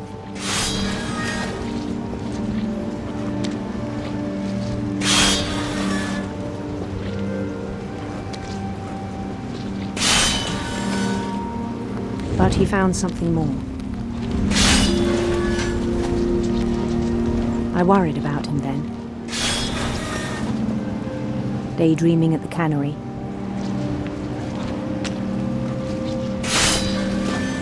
I spoke with his boss. But he said Lewis had become a model employee. Methodical, tireless, focused. Like a whole new Lewis. So I let him go on.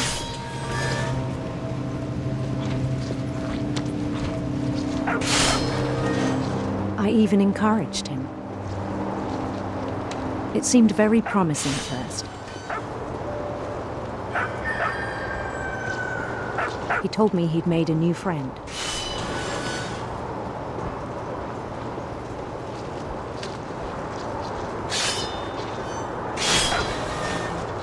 On the edge of a city he named Lewis Topia.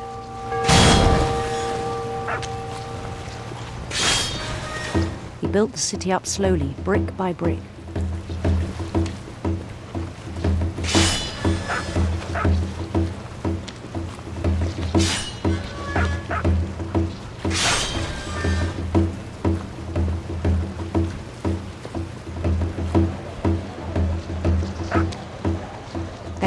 musicians.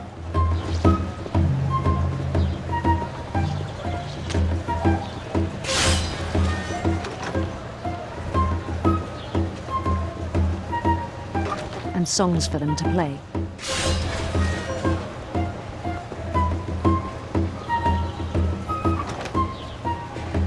We talked about starting a band.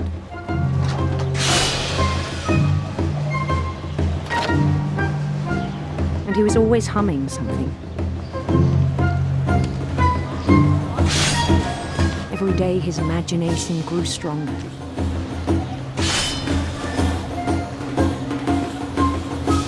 He no longer spoke at the cannery.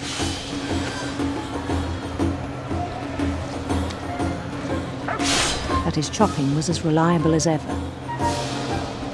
Then one day it struck him that all the cheering crowds, even the stones under his feet, were all in his imagination, so he could do whatever he wished.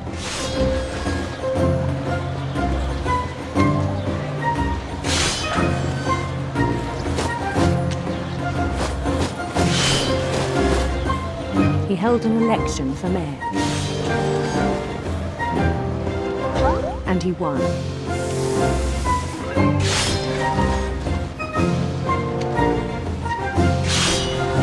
They begged him to stay, but his mind was already wandering. It became a game for him.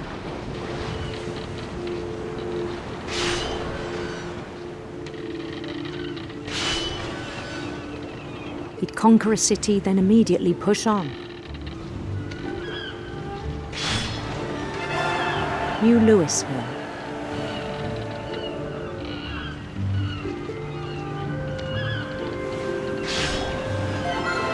St. Louis.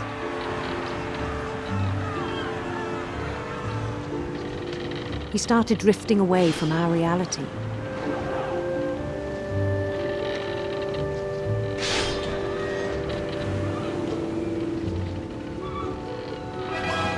Minneapolis, until one day he forgot to go home from the cannery.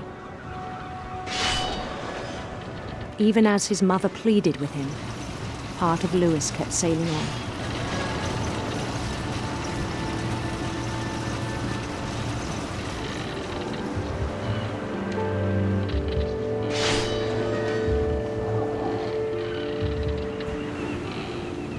In Louisburg, he heard rumors of a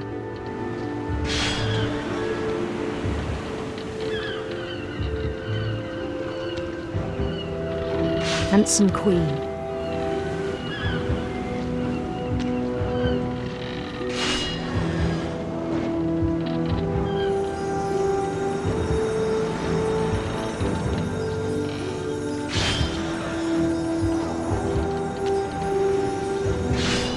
The queen was on her own quest for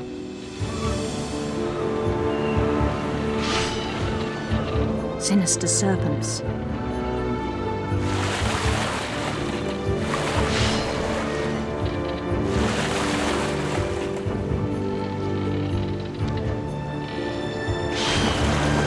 He followed the sound of her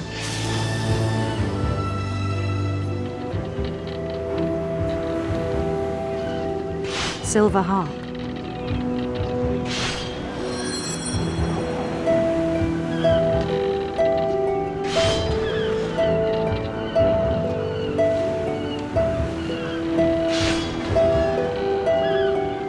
His chase led him to a golden palace east of the sun and west of the moon.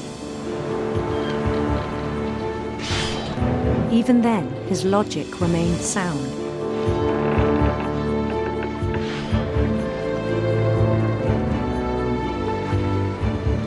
He knew the world was all in his imagination.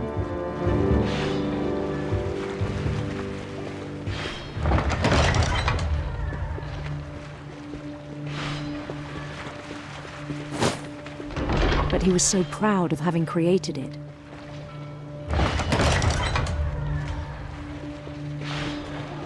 In his own eyes, he'd become something greater than a king.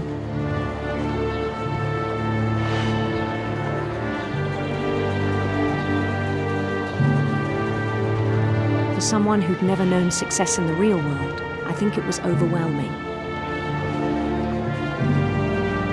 And then it struck him that the real Lewis was not the one chopping salmon, but the one climbing the steps of a golden palace.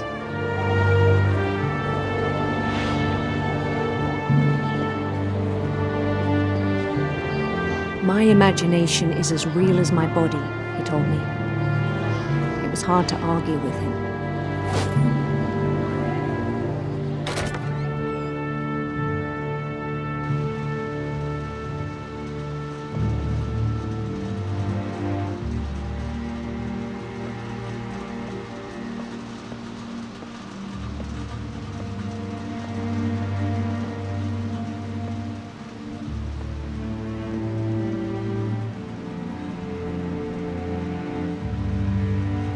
Began to forget the world we know.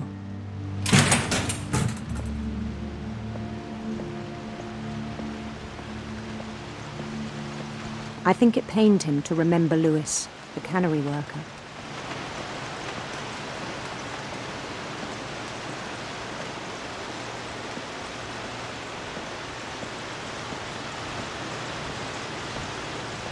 He began to despise the man with a royal contempt.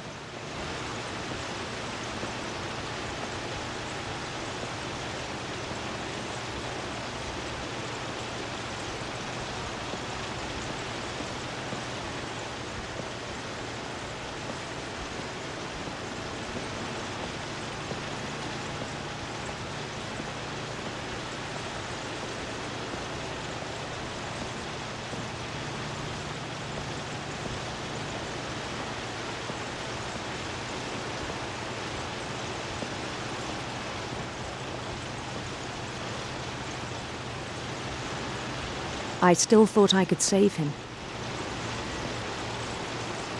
Even after he said he was being crowned king over all the lands of wonder.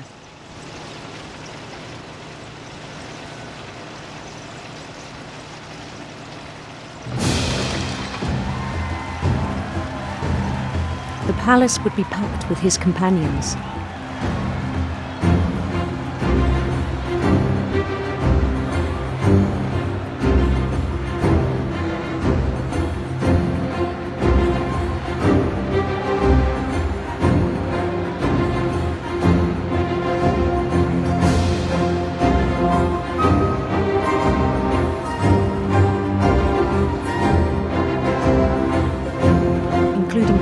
Calico who'd insisted on advising me.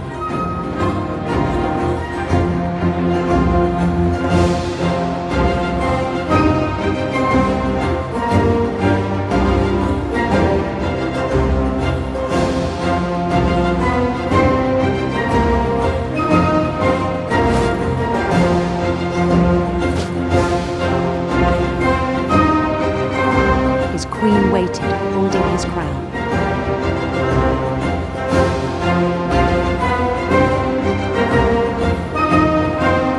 There was only one thing left to do.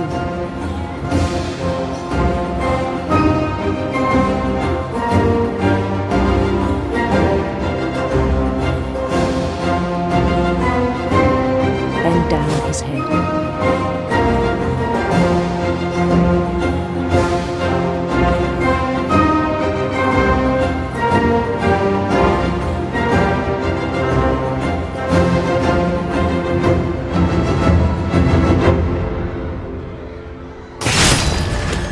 I think you know. Mrs. Finch, your son was a kind man who will be missed by all of us who knew him.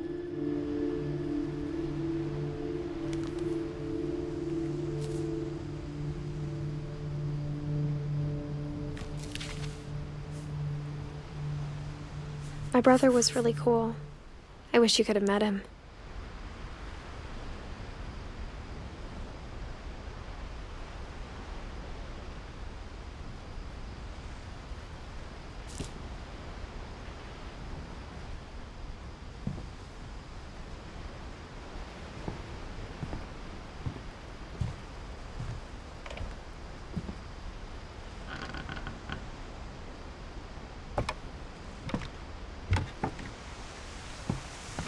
On the way back from Lewis's funeral, my mom told me to start packing. She waited until the day before we left to tell Edie.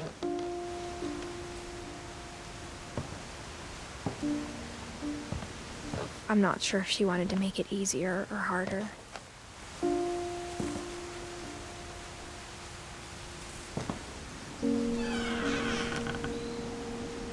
I wish we'd stayed.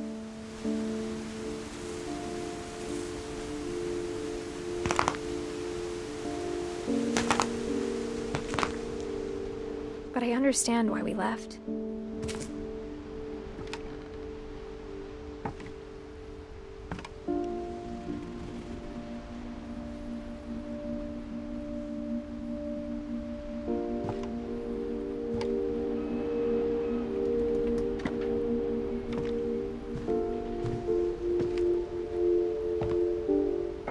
My mom ended up leaving everything behind.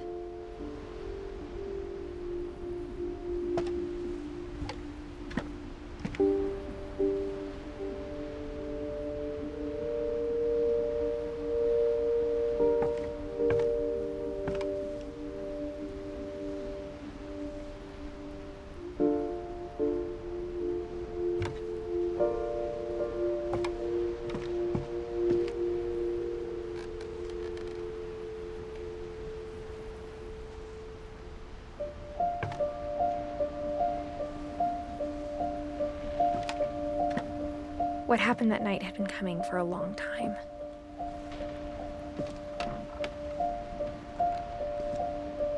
Maybe it should have come sooner.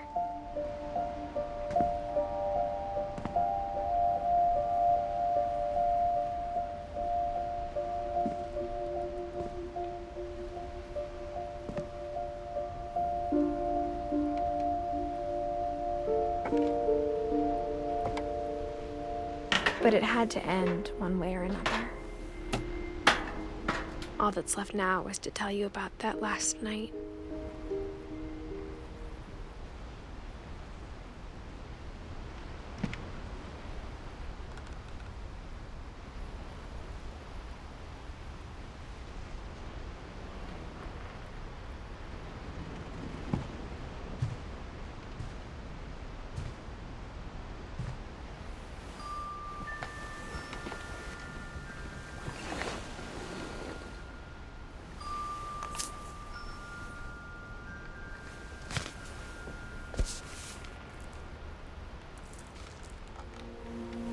That whole last day, Edie just watched us pack and didn't say a word. Until supper, when she raised her glass and said, "To our final night together, and all our final nights apart." Grandma, you know what I said about alcohol. Some of your medications are very Edith, specific. I left a present for you in the hallway. Why don't you go open it? The grown-ups have to argue now. I'm sorry, you're right. We're all leaving tomorrow. Let's just enjoy our last... I'm not leaving. Edith, you're excused.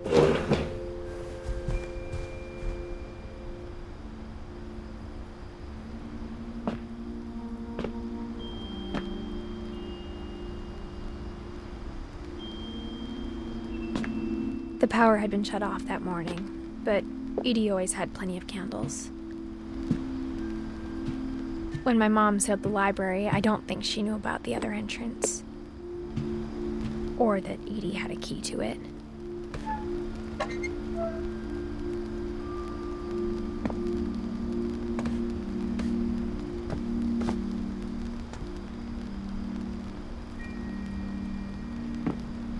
The thing you're afraid of isn't going to end when you leave the house.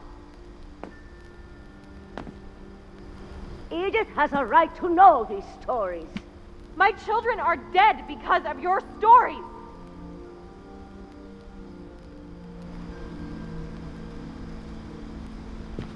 I think it's best if Edith and I leave tonight.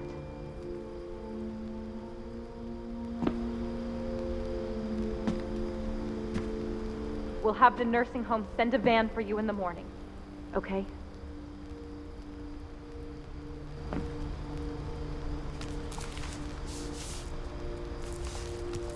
Dear Edith, There's so many stories I wish I could tell you, but there's only time for one.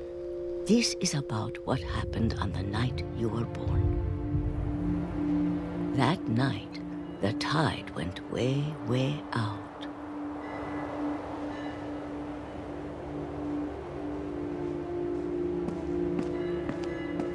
It was the first and last time I ever saw the old house aground. There'd been an earthquake out in the middle of the ocean. They called it the lowest tide in 1,000 years. God, it smelled awful. You know, I've seen that house every day of my life.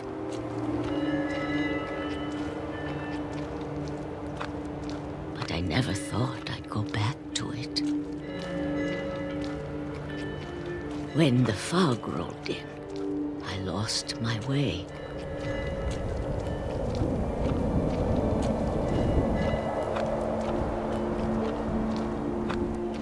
I got turned around.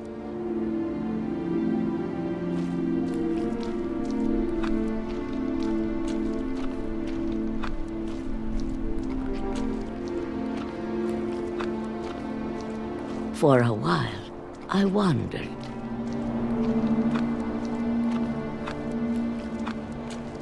I started seeing things.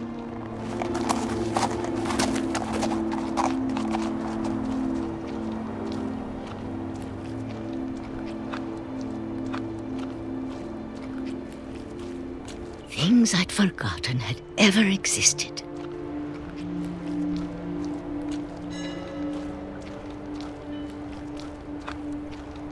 But when I saw them, they felt like old friends. That night, a lot of things came back to me. Or maybe I came back to them.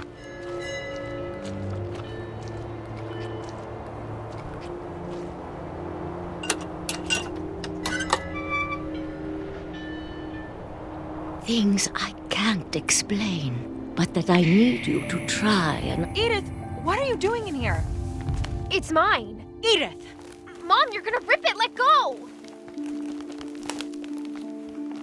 I kicked and screamed, but Mom dragged me to the car. I never saw Great-Grandma Edie again. The next morning, the van came to pick her up, but she was already gone. After that, we moved around a lot.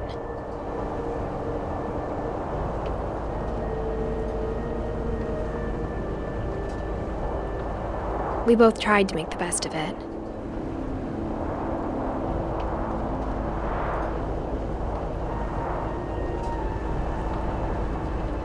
A few years went by.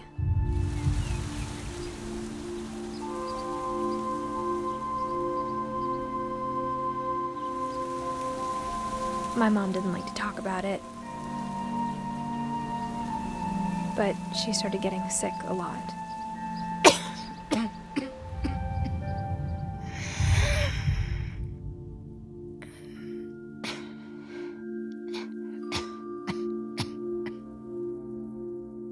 She got better for a while,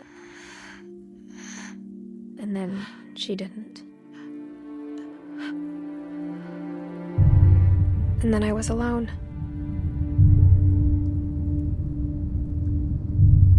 The last Finch left alive.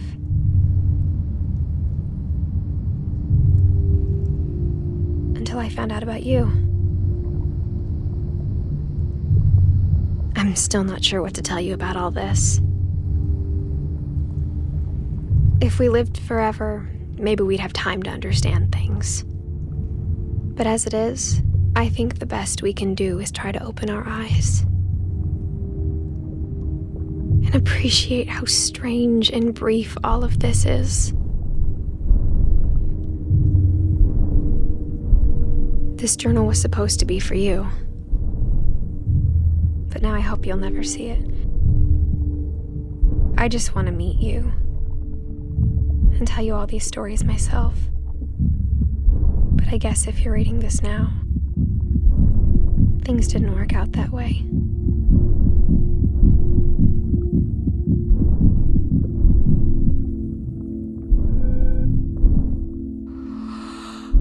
This is where your story begins. I'm sorry I won't be there to see it. It's a lot to ask, but I don't want you to be sad that I'm gone. I want you to be amazed that any of us ever had a chance to be here at all. Good luck.